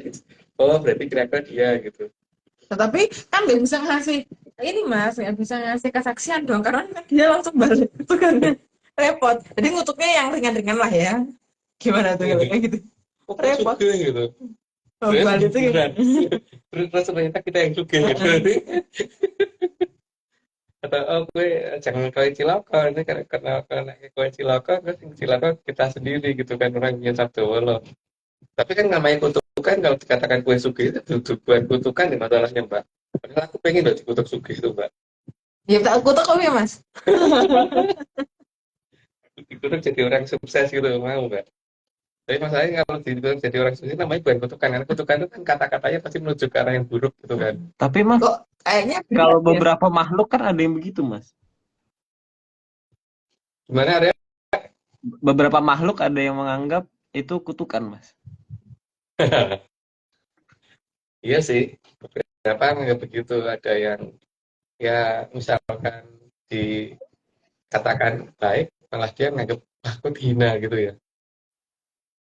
Seperti misalkan Aryo kalau tak uji ini, Wah, Aryo sekarang sudah taat taat apa gitu. Mau aku tambahin taatnya. aku gini Mas. Nanti Mas Agung dijauhin si si tidak kecil loh Mas gitu. Hmm. Karena sekarang dekat dengan si anak jelek tidak kecil gitu, Aryo kan malah tersinggung tau. Aku Tapi pernah kalau terhibur. nah ya kan beda-beda Aryo. Tapi Mas, apakah Sabdowolo juga akan menyertai sang SP sehingga bisa membatalkan Sabdo Jati yang berupa kutukan di masa lalu? Mungkin Harusnya nggak sih? bisa Mbak, karena ada 2 sabda yang ngikutin kan di situ. 3 sih harusnya sang yang penting juga ngikutin. Apa aja berarti? Yang ngikutin siapa aja Mas? Petro, Hmm? terus sang yang Maurani sama sang yang Wening. Sehingga dia harusnya bisa medar itu. Tapi minimal sampai di batasan yang Maurani saja sudah bisa membatalkan sabda jatinya sang yang Bathara Wisnu. Seharusnya gitu.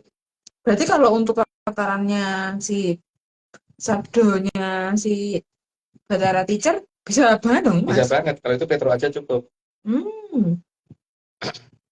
Kayaknya dia pernah menduduki tahta kayangan kan, berarti pernah menang terhadap Bathara Teacher kan. Gitu. Terus ada nggak sih Mas syarat dari seluruh masyarakat Malawapati serta kerajaannya untuk kembali terbebas dari sabdo yang ada di akhir zaman Wolodolo. Ya, itu tadi Mbak. Yang penting selama ini kan tunduk dulu sebelum tidak mengganggu orang yang di luar itu, tidak menampakkan diri sebagai makhluk yang menyeramkan dan tidak mengganggu kehidupan masyarakat yang di luar itu, maka mereka berhak untuk kembalikan jadi manusia kembali gitu. Apakah sekarang mereka diwujudkan jadi makhluk yang menyeramkan, Mas? Tidak. Tapi masalahnya kan kalau mereka aneh-aneh, misalkan godain dan sebagainya, godain orang yang di luar itu gitu. Dan mereka diuntungkan dengan waktu yang dijalankan lebih lebih lebih cepat daripada di sini gitu. Jadi sekian zaman kolo itu mereka mungkin akan merasakan itu hanya beberapa tahun, jadi bukan seperti kita yang sudah sampai berganti-ganti generasi gitu. Dan di sana juga punya aturan yang hampir mendekati kayangan gara-gara kena sabdonya Bathara Wisnu kan. Berarti mereka sama sekali nggak boleh keluar dari lingkarannya mereka sendiri, Mas? Sebenarnya boleh, tapi jangan jangan sampai bikin orang di luaran takut. Itu berarti dia sama aja kayak peradaban yang lainnya yang menutup gitu gitu nggak sih, Mas? Iya, makanya itu yang ditiru sebenarnya sama beberapa kerajaan yang saat ini nggak kelihatan. Oh, jadi awalnya itu dari Iya, Malopatinya dulu, setelah itu yang lainnya ngikutin ngikutin gitu itu, ya. iya. Karena sistemnya itu sangat berjalan gitu ya. Iya,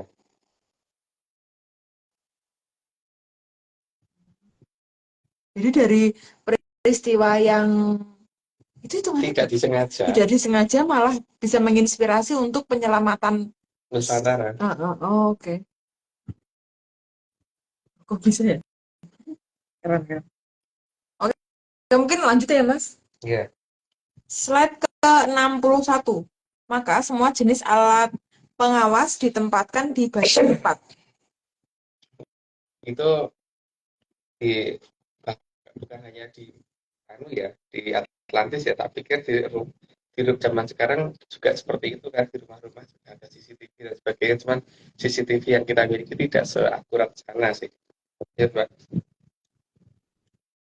Slide ke-62, dan semua alat pengawas itu cenderung tidak terlihat sehingga baru merencanakan saja sudah akan dapat peringatan. Karena bisa membaca perasaannya orang, jadi orang baru mikir ketahuan. Lanjut Pak. Slide ke-63, jadi kejahatan hanya bisa dilakukan spontan. Dan yang spontan ini kalau dianggap kesalahan besar akan langsung diusir. Jadi eh, dibaca dari kejauhan dulu ya, ketika sudah ada niat buruk itu ya sudah langsung nggak usah masuk itu aja. Atau kalau udah terlanjur masuk ya diusir. Jadi baru berpikir aja udah nggak boleh di sana. Lanjut Mbak. Baru berpikir aja boleh, tapi kalau berpikir untuk hal yang Iya, untuk buruk, tindakan buruk ya. Berpikir hanya cuman bayangin doang nggak apa-apa, tapi kalau berpikir kamu bisa tak gini rencana ini, itu nggak boleh udah.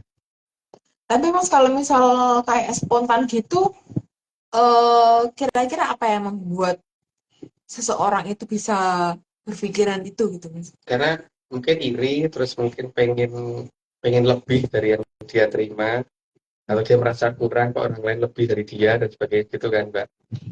Tetap bisa ya kemungkinan terjadi itu Tetap tuh. bisa, karena memang manusiawi banget seperti itu. Oke, oke. Slide ke-64, bagi yang merencanakan kejahatan, kalau besar juga langsung diusir.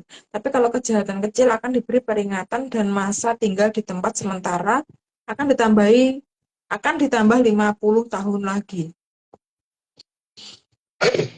Jadi ada tempat pengasingan juga ya di sana. Jadi kalau misalkan karena 50 tahun bagi mereka itu nggak lama, karena mereka ada aturan yang berbeda, aturan putaran waktu yang berbeda dengan negara kita.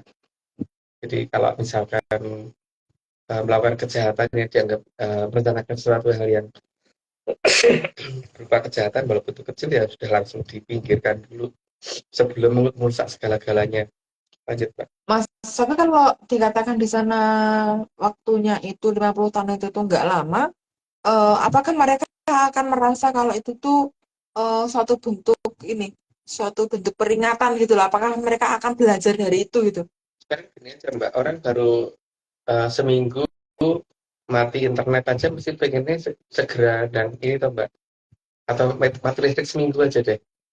Ada ada ada kondisi kenyamanan yang tadinya segitu terus tiba-tiba itu berkurang satu itu aja listrik aja, itu pasti tetap beda toh Mbak. Apalagi kalau dipindahkan ke suatu tempat yang kapasitasnya berkurang banyak gitu, pasti terasa deh.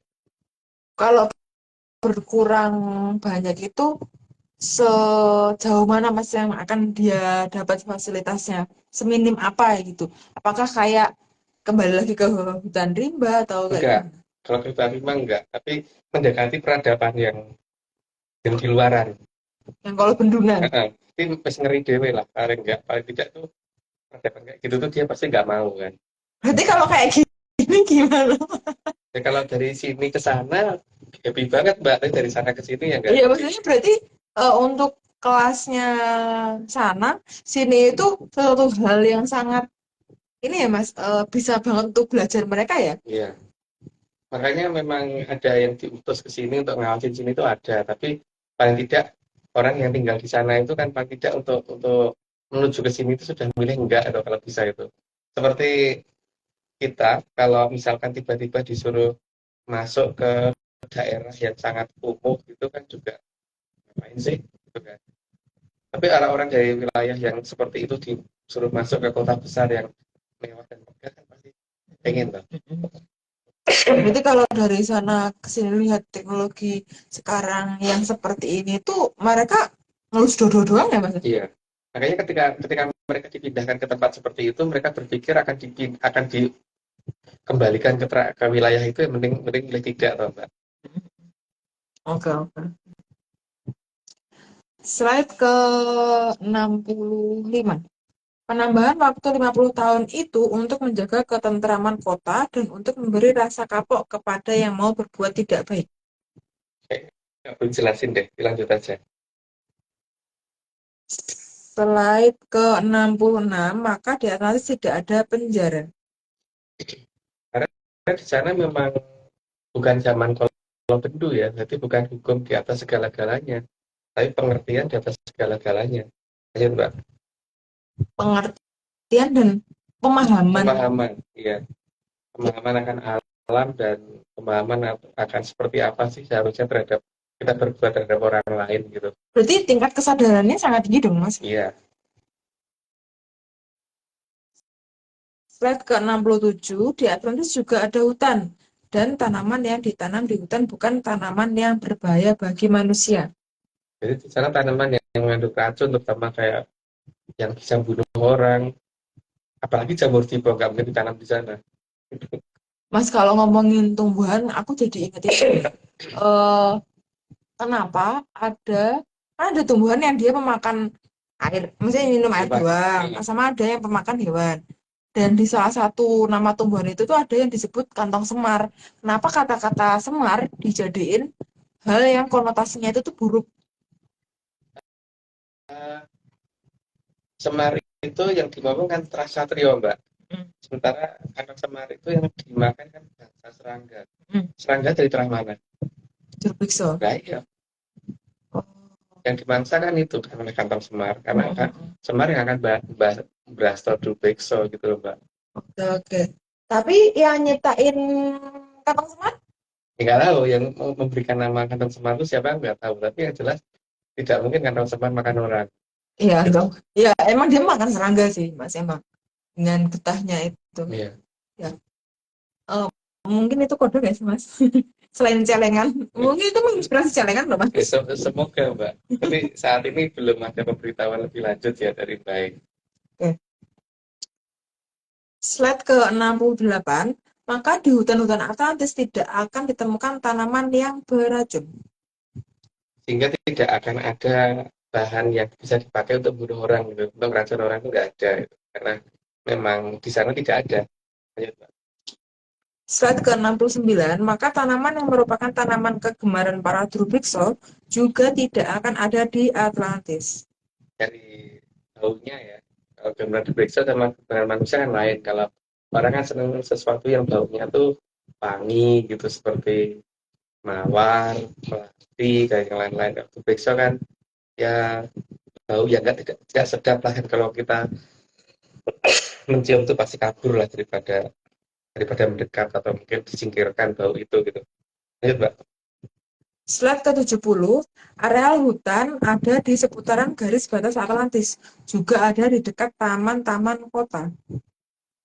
Nah, itu nggak perlu dijelasin ya. Lanjut aja, Mbak. Slide ke-71, taman kota sebagai bagian dari keindahan Atlantis juga dijadikan tempat untuk rileks bagi masyarakat yang sedang stres. Ini hanya hanya intro dari ARC tentang Lebah Cawen itu seperti apa gitu. Karena yang kita ketahui berdasarkan dongeng ARC begitu gitu. Lanjut, Mbak. Slide ke-72, di beberapa taman kota juga berkeliaran hewan yang dianggap mitologi oleh peradaban Kolopendu. Seperti kuda terbang dan Pegasus dan sebagainya. Mereka punya nama sendiri ya, bukan pakai nama Pegasus gitu. Lanjut, Pak. Sejauh mana Mas hewan-hewan yang akan dia bukan dilepas ya, maksudnya yang kayak seolah-olah dianggap imajinasi ada gitu. Banyak banget sih. Seperti naga terbang dan sebagainya gitu kan. Itu termasuk hewan yang ini toh, yang adanya di alam mitos. Kalau burung ponik itu masuk nggak Mas? Masuk. Itu grupnya sini, Iya. grupnya Simba. Pokoknya yang dianggap nggak ada itu ada di sana, tapi yang tidak berbahaya. Kalau seperti naga terbang itu mungkin orang berpikir berbahaya, enggak, karena dia nggak mangsa manusia, itu sebenarnya mangsa itu tanaman. Oh dia makannya tanaman. Tanaman seharusnya. Ya, Memang bisa mengeluarkan api. lucu banget.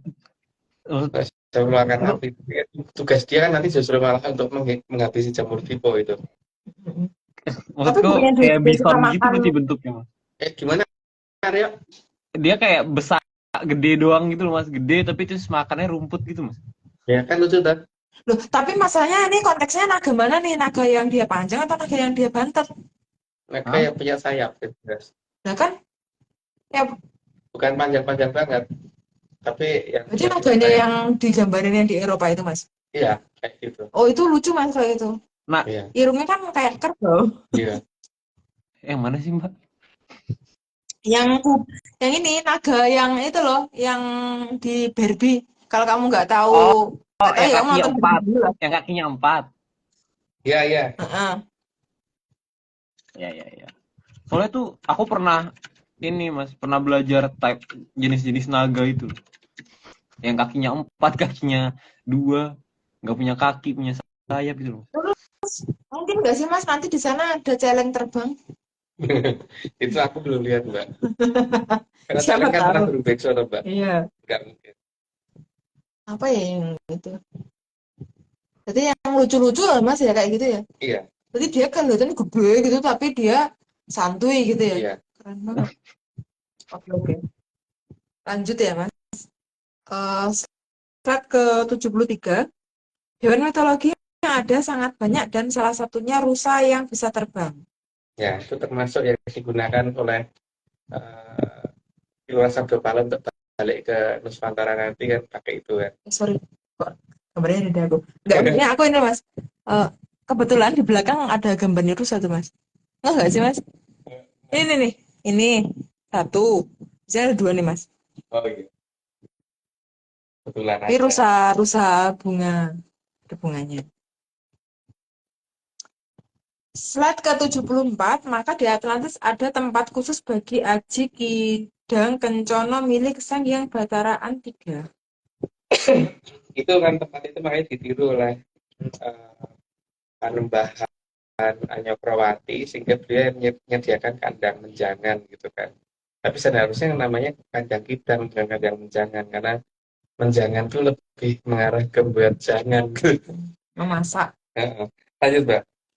Slide ke-75, tempat para kidang kencana itu dinamakan kandang menjangan. Yes, baru aja disebut. Lanjut aja, Mbak. Slide ke-76, ada juga berbagai jenis kuda terbang, namun kuda terbang yang bercula adalah milik Sang Mahaprabu. Milik pimpinannya ya, karena dulu kan waktu dibikin itu belum ada rakyatnya sehingga dipikir nantinya Mahaprabu, tapi ternyata kan yang menguasai Maharatu. Lanjut, Mbak. ke-77, keberadaan kuda terbang itu makin menambah fantastis keberadaan taman kota. Karena ada hewan yang berkeliaran dan lucu gitu. Apa namanya? Sangat langka. Ayo, Mbak.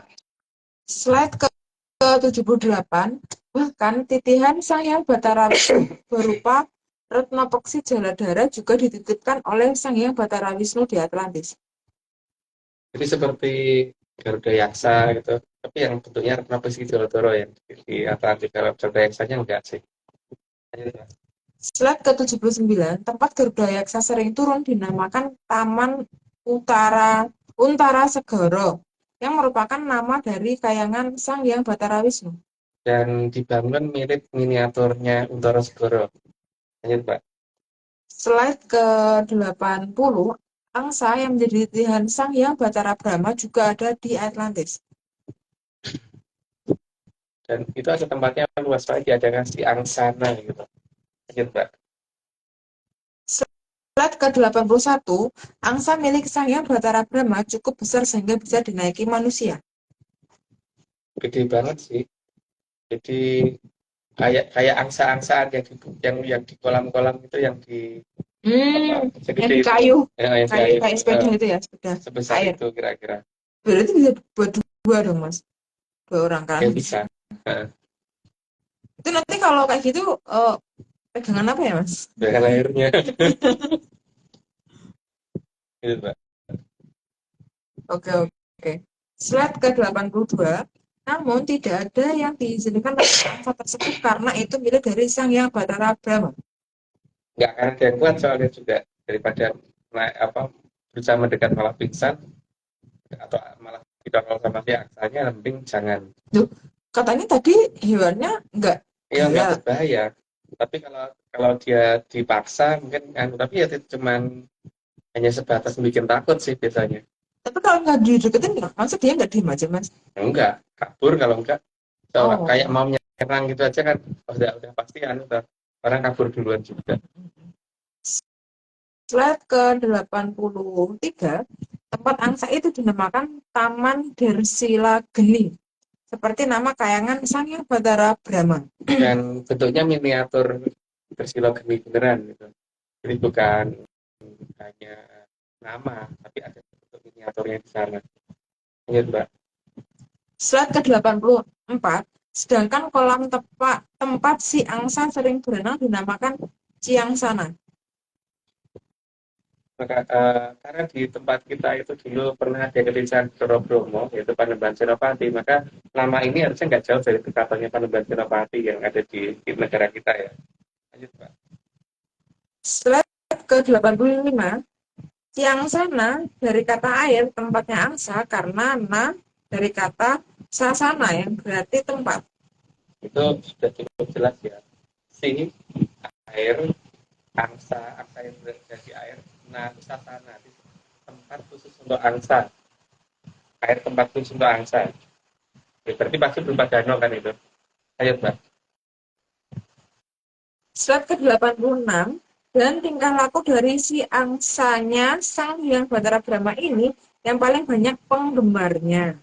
Karena gerakannya lucu dan gede, tapi ya kalau dua angsanya itu lagi saling mendekat kan kayak ada tanda love gitu toh, Mbak. Lanjut. Pertanyaanku, Mas, apakah dia juga punya anak-anak, Mas? Angsanya itu. Ada. Terus apakah anakannya itu juga akan sekeren?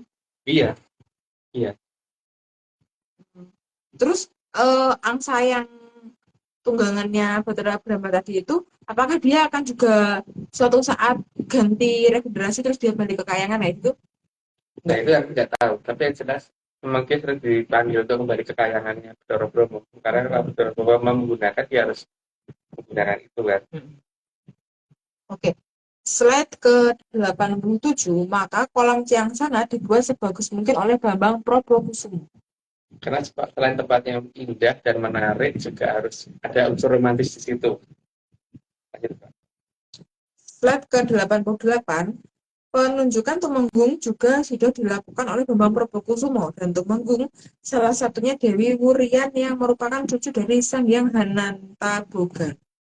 Dewi Wurian itu dewanya ular kalau di Jawa. Dan itu ditunjuk karena supaya daerah sana tidak ada hewan yang berbahaya berupa ular. Lanjut, Mbak. Slide ke-89, Dewi Wurian di Atlantis dikenal sebagai Nyai Blorong. Nah, sudah dijelaskan di ini. Lanjut, Mbak.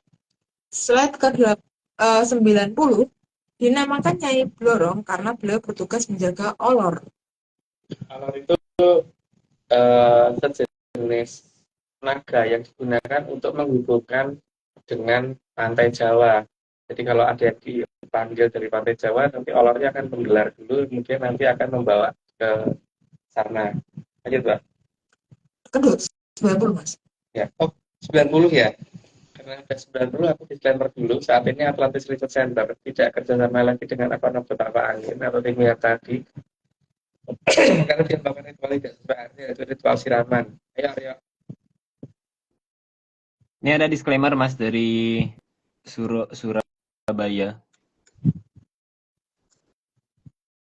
Ini semua cuma dongeng. Ini semua cuma dongeng. Kalau mau nggak percaya, ya nggak apa-apa. Kalau mau percaya, yo percaya. Yes, alright. Salamnya. Mas. Ya. Enggak Mas, kayaknya pertanyaanku sudah aku habisi tadi di 60. Oh, ya udah kalau gitu. Berarti gini loh, Aryo. Ini kan kita sudah berkali-kali mengingatkan ya bahwa Minggis itu atau negara yang menjadi rajanya Jarum. Jarum itu dalam bahasa Jawa dom ya. Raja atau King Jarum gitu. Itu segera kalau tidak segera mengikuti aturan perjanjian yang dulu pernah dilakukan. Khawatirnya kan selak Semar itu nesu, dan kalau Lurah Semar itu marah kan biasanya yang paling dahsyat adalah ketika beliau membar kunjung itu, Aryo. Sebelum beliau membar kunjungnya di negara itu, sebaiknya loh segera perjanjian itu dilakukan gitu. Kalau kita kan tidak berhak untuk ini ya memaksa, karena memang itu perjanjiannya bukan dengan kita tuh, Aryo. Tapi paling tidak kita hanya bisa mengingatkan karena kebetulan kita diminta untuk memberitakan itu gitu. Saat jerungi Semar membar kunjungnya kono loh, saat jerungi itu semua terjadi gitu aja.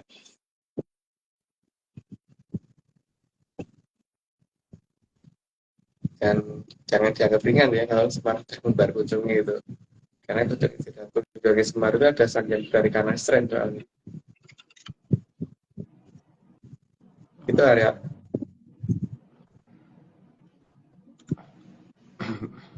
Berarti ada pertanyaan.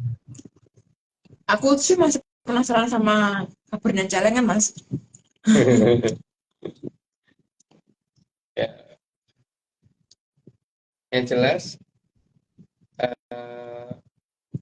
kita lihat aja deh apakah nanti celengan akan digunakan apa tidak gitu. Tapi kalau celengan tidak digunakan itu tidak mungkin ada yang sampai menyerahkan diri. Karena daerah itu tidak mungkin dimasukin air gitu kan. Dimasukin air itu pasti akan ke bawah karena itu daerah pasir. Gitu. Jadi pasti yang membuat menyerah itu pasti celengan. Tapi Mas, enggak, ini konteksnya lain, sorry Mas. Aku ini menyandar pernah dia nanya ke aku soalnya. Apakah kita juga perlu ikut nyelengin diri sendiri, Mas? Dalam artian dia akan celeng, Mas. Celengan di sini yang berhubungan dengan Joko ya tak ceritakan, Aryo. Kalau nyelengin diri sendiri itu terserah aja. Tapi memang pada dasarnya kan kita kalau punya celengan kan hidupnya makmur, Aryo. Tapi Mas, konteks nyelengin diri sendiri itu kadang bisa jembul, Mas. Nyelengin diri sendiri berarti membawa diri ke celengan. Ini nggak sih? Nyelengin diri sendiri. Tapi pada dasarnya Oke. kan ya, kalau kita punya celengan tuh makmur gitu kan Aryo. Kalau kita nggak punya celengan nggak makmur gitu kan. Hmm. Berarti yang tepat Hmm. mungkin kata-katanya punya celengan gitu ya Mas Dimas. Kalau punya celengan tuh makmur. Tapi kalau nyelengin diri sendiri itu jangan-jangan dirinya jadi celeng. Bisa. Ya janganlah kalau mau jadi celeng. Oke, Mas. Itu Aryo jelas ya. Jadi pokoknya negara linggis yang begitu, yang jadi apa tadi Mas? Rajanya jarum. Gajahnya jarum. Bukan jarum rokok loh ya. Tapi mungkin lebih tepatnya persatuan Raja Jarum, Mas. Karena kan Oh, iya. ada depannya Iya. ada persatuan. Karena kan Satu raja jarum. Itu lebih tepat itu. beberapa negara. Beberapa raja. Karena itu yang janji pertama itu sih. Nanti yang kedua ada lagi kan perjanjian itu pertama 5 negara. Setelah itu nanti banyak negara sih habis itu. Tapi paling tidak itu jangan dianu dulu. Mereka harus mengerahkan itu segera. Dan kalau tidak mereka sebenarnya juga rugi sendiri loh karena armada dagang mereka jadi terganggu kan. Liga begitu. Jadi tinggal duluan mana antara mereka akhirnya sadar karena mereka rugi karena jalur pelayarannya terganggu dengan mereka keburu kena ngamuknya Kilurah Semar yang kemudian membar kunjungnya di negara itu gitu. Tapi Mas, ada hubungannya nggak sih Mas? 5 negara, maksudnya kan yang sejauh ini yang selalu kita umbar ini adalah salah satunya itu tadi Mas. Kalau konon katanya itu Mas di beberapa negara di sekitar itu katanya ini Mas, apa mereka itu jumlah warga apa istilahnya warga negara yang asli situ tuh udah mulai kalah sama imigran gitu Mas. Bisa jadi, tapi kan tetap aja perjanjian itu dipegang tuh Aryo, karena ada perdana menterinya, ada rajanya dan sebagainya. Walaupun rajanya tidak punya kekuasaan sebesar perdana menteri, tapi paling tidak tuh mengingatkan harus gitu daripada masalah berkembang lebih besar. Karena ratunya wis sudah habis gara-gara mau dari janji itu. Mendadak tuh itu makanya. Dan kelihatannya kayak pangeran-pangerannya juga nggak ada yang mau Gak ada yang menepati mau janji ingat. Mas. Iya, kayaknya ada semoyo karena dari sekian banyak yang diminta itu mereka baru mengerahkan 1 destroyer sama 1 drone, itu kurang sekali ya. Harusnya 16 fregat, 8 destroyer dan seterusnya. 1 kapal induk, 20 pesawat tempur, 18 pesawat pembom, itu kemana semua coba? Itu belum lengkap loh ya, dengan yang ngomongkan loh Aryo. Oh. Kalau 1 destroyer sama 1 drone itu jelas jauh dari perjanjian kan. Wow. Dan serangannya juga harus dilakukan dengan masif. Kalau perlu pakai trident yang digunakan di kapal selam. Dan mereka nggak berani memulai dengan itu gitu loh. Padahal itu janjinya begitu. Ada batasan waktunya nggak sih Mas? Nah itu terserah Mbak ya. Karena yang mau berkunjungnya kan beliau, bukan aku Mbak. Ya. Dan tapi janjinya itu mengeluarkan trident loh Aryo. Trident. Dan mereka tuh waktu itu nggak tahu namanya trident itu apa gitu. Gitu kan. Kalau sekarang mereka harusnya ngerti maksud trident apa tahu. Dalam waktu yang Ya dalam waktu dekat ini harusnya ya. Dimulai dari waktu sesingkat-singkatnya ya Mas.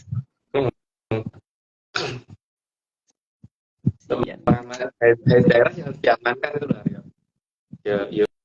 Ya bentuk diaman kayak gitu kan.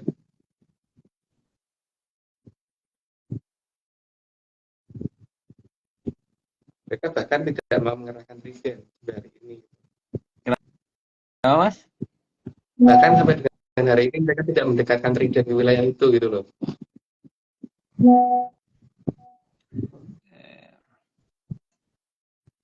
Tapi janjinya begitu dulu, dan waktu janji mereka belum tahu trident itu apa, fregat itu apa, destroyer itu apa, mereka belum tahu. Dan yang ngasih nama itu siapa Mas? Dulu waktu janjian itu. Ya itu dari ini ya, tak sebut namanya kayak anu banget sih. Itu mereka punya masalah perjanjian itu. Dan waktu itu mereka nggak tahu itu nama apa aja, itu mereka nggak ngerti karena mereka makanya setuju karena mereka nggak tahu. Tapi sekarang mereka tahu karena nama-nama itu kan munculnya mereka sendiri ngasih nama akhirnya. Dan mereka sebenarnya bangga ya, Mas. Ini Bangga ini gitu. ini berarti Kepemilikan. namanya, sorry Mbak, gimana Mbak? Enggak, kamu gimana mau bertanya apa? Oh, enggak berarti ini namanya kebetulan terencana ya Mas? Iya, kebetulan yang terencana.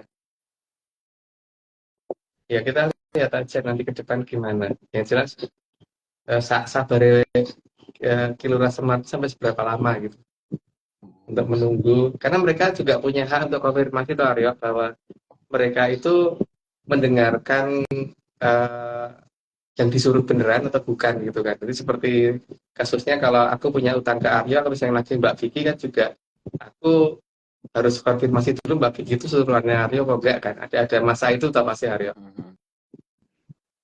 Masa belum yakin. Masa belum yakin juga ada atau mereka. Jangan-jangan diikuti ternyata bukan ini yang harusnya diikuti gitu kan. Jadi statusnya kan kita ini kayak debt collector gitu kan. Debt collector itu datang kan belum tentu oh jangan-jangan dia debt collector beneran atau cuman debt collector palsu gitu kan.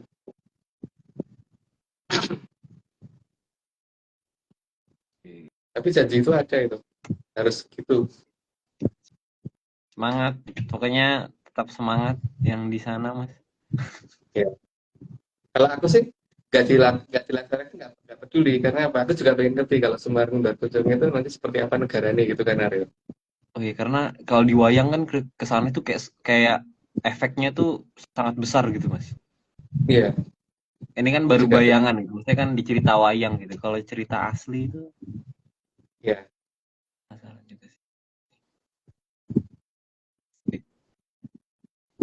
Kan malahan untuk melihatkan cerita itu seperti apa gitu kalau sana melanggar janji, tapi kalau sana tidak melanggar janji ya jadi malah cerita itu jadi nggak ada toh. Ya udah kita suruh melanggar janji ya gimana? Nggak boleh ya? Iya itu yang penting itu urusan kita ya, urusan kita kan hanya ngomong dan sana terserah sana mau ngelakoni pora tutup bukan urusan kita gitu kan. Yang penting tugas kita kan cuma cengengesan tiap Rabu tuh Aryo. Iya. Ya, cengengesan. Ya kita lanjut aja. Mau gimana? Lanjut dulu. Lanjut aja ya. Oke, slide ke 91. Sebentar Mas. Olor Ya, adalah ada yang ngomong setuju Mas Aryo, tapi aku tuh nggak ngomong apa-apa gitu kayaknya. Kayaknya aku nggak ngomong apa-apa gitu loh. Ya udahlah. Oke. Ya udah Mbak, lanjut Mbak. Slide ke 91. Olor adalah naga yang menjaga tanaman merambat mojo yang berada di Atlantis. Itu yang di Atlantis ya. Tapi ya, kalau yang ada di Bali kemarin untungnya pas nggak jagain, jadi ini kita nggak ngeri. Kalau ketemu ngeri juga sih. Lanjut. Slide ke 92. Selain itu, olor yang digunakan oleh penguasa Atlantis untuk mendatangkan orang dari peradaban Kolobendu yang dikehendaki penguasa Atlantis. Ya tadi ya saya ceritakan bahwa untuk menjemput orang yang khusus jadi kendali. Lanjut Mbak. Slide ke 93. Namun olor juga kadang lepas di taman kota, tapi tidak berbahaya bagi manusia. Paling cuma buker kan, nggak berbahaya nih. Tidak memangsa orang soal. Lanjut Mbak. Slide ke 94. Sebagai nama hewan yang lain, maka olor juga bisa terbang. Bagaimana? Sorry, aku tadi ngomongnya sebagai nama, sebagaimana hewan yang lain. Lanjut aja Mbak. Slide ke 95. Olor merupakan anak dari naga tapak angin yang oleh tim Pamalayu nantinya disirep dan disembunyikan di bawah Kadipaten Blambangan. Karena ketika Kadipaten Blambangan nanti membahayakan atau bodoh, berarti cukup dengan membangunkan atau tapak angin supaya mereka berantakan sendiri. Tapi kan tetap tidak bisa dikatakan salah, karena tapak angin kan nggak selamanya harus tidur. Boleh dong kadang-kadang bangun. Ngolet boleh? Boleh. Ngolet ya. Tapi kan ngoletnya karena memang Blambangannya gaya perkara gitu, masalahnya itu. Berarti sekedar ngolet aja ya medeni kan. Ngeluk boyok aja Iya. medeni ya Mas. Apalagi dia bangun. Oke. Slide ke-96, olor bisa digunakan untuk membangunkan naga tapak angin. Maka harus selalu dijaga oleh Dewi Wurian agar tidak disalahgunakan. Karena kalau Allah disalahgunakan pihak yang tidak bertanggung jawab bisa membahayakan segala-galanya. Makanya Dewi Wurian yang harus menjaga itu. Slide ke-97, selain itu Sang Hyang Dewa Megamendung juga dijadikan tumenggung di Atlantis. Karena dia yang ditugaskan untuk menutup Grojogan Sewu, sehingga dia juga bisa diperbantukan untuk menutupi wilayah sana. Lanjut, Mbak. Berarti di Atlantis itu komplit ya Mas? Komplit. Ininya keseluruhan apa aja yang dipersiapkan untuk kedepannya gitu loh. Iya. Apakah itu hanya ada di Atlantis atau di dua kerajaan yang lain juga Mas? Paling lengkap di Atlantis. Oh, makanya ini Ya, besok gambarannya bisa dilihat di kelas ketonggo, Mbak. Penggambarannya seperti apa itu. hari besok. Oke, slide ke-98. Sang Hyang Dewa Megamendung nantinya sebagai Mahapati di bawah Sang Hyang Locaya dan akan membantu Sang Hyang Locaya untuk menjaga Grojogan Sewu. Di sini bedanya dengan cerita di luar, karena kalau kita nyebutnya Sang Hyang Locaya, kalau di luar nyebutnya Buto Locaya kan. Tapi kalau kita nyebutnya Sang Hyang Locaya, karena moga-moga beda lah. Sosok yang berbeda. Lanjut, Mbak. Slide ke-99, sementara dari kayangan Tujubuana, anak buah dari Sang Hyang Batara Mahara yang dipilih Sang Hyang Dewi Moyorukmi untuk juga menjadi tumenggung di Atlantis. Dia juga menjadi tumenggung yang menyembunyikan aliran Amertasari di tanah Jawa. Lanjut, Mbak. Apakah series yang dibikin ARC ini itu sangat lutut atau gimana sih Mas kemarin-kemarin? Nggak tahu, Mbak. Pembentukan aku tinggal nulis apa yang diminta sama Mbak itu. Karena aku yang ngebaca aja itu kayak flashback gitu loh maksudnya. Iya. Oke. Slide ke-100, Sang Hyang Dewi Moyorukmi sangat ahli dalam mengkemayan suatu wilayah sampai tidak bisa terlihat. Mengkemayan suatu wilayah, kalau satu pulau, satu benua juga bisa. Lanjut, Mbak. Slide ke-101, Sang Hyang Dewi Moyorukmi juga membantu Sang Hyang Locaya sebagai tumenggung untuk menutupi aliran Amertasari. Jadi pembagiannya untuk Grojogan Sewunya itu adalah Sang Hyang Megamendung, kemudian untuk alirannya Tumenggung Moyorukmi. Lanjut, Pak. Terus ujungnya kan ke laut. Kalau ke laut kan udah bercampur ya. Jadi sudah enggak ini. Tapi kan ada daerah tempat untuk menampungnya itu di daerah Bandungan itu tadinya kan digunakan untuk ini mengurangi supaya efek yang ada di lautan itu tidak terlalu seperti tidak jadi curi negara lain gitu, Mbak. kayak di filter gitu ya Mas? Ya, di filter. Makanya yang ada di utara Jakarta itu pasti intrusinya bukan lautan ke daratan, tapi intrusi air tawar ke lautan. Makanya akan sangat susah membuat garam di sekitar Jakarta. Itu di situ. Ya.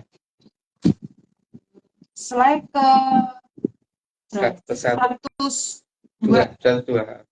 Sang Hyang Dewi Moyorukmi juga sering disebut Nyai Ageng Cililitan yang senang membantu para among tani di sepanjang aliran Amertasari.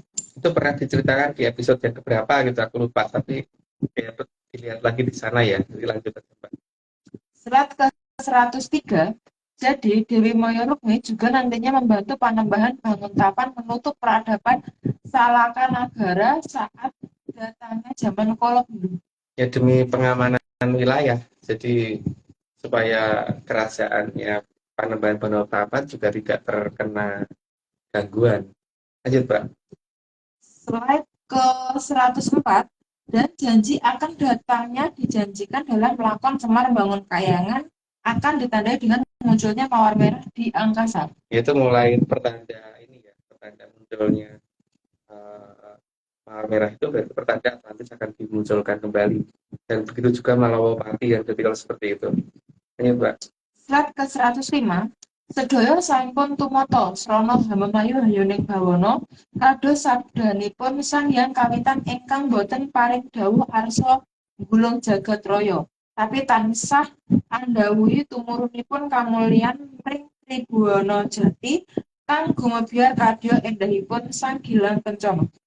Jadi pada dasarnya kalau menurut AFC Jagat Raya ini tidak akan pernah digulung karena sabdo dari Sang Hyang Kawitan itu Hamemayu Hayuning Bawana, bukan merusak Bawana, bukan gulung Bawana dan sebagainya. Itu dulu, Arya. Halo.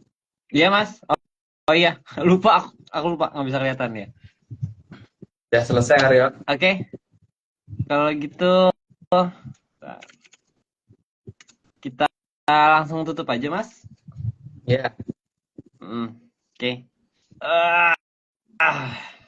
Bentar mas, nyari dulu.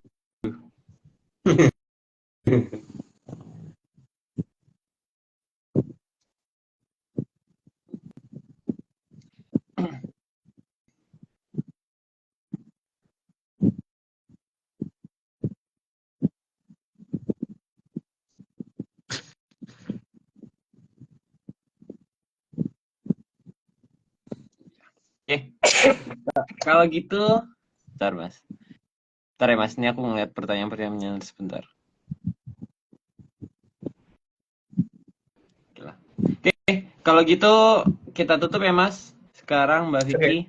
Ya, terima kasih tentunya sebesar. Betul, karena ada sesuatu yang tidak bisa diceritakan. Gak usah ngomong dong. Oke, kalau gitu terima kasih tentunya sebesar-besarnya. Oke. Terima kasih sebesar-besarnya tentunya kepada Kitunggul Jati Jaya Morogo yang telah mau menyediakan data dan menjadi pamong bagi Atlantis Research Center. Sekian Atlantis Series pada malam hari ini. Jangan saksikan, dilupakan saja seri-seri berikutnya di hari yang sama, di jam yang sama. Di hari Rabu pukul 9.30 malam waktu Indonesia bagian Barat. Saya Aryo Dimas, ada Mas Agung Bimo, dan ada Mbak Vicky Ananda. Mohon maaf jika ada salah kata. Selamat malam, salam sehat, dan tentunya salam menyatu. Salam menyatu. Dadah.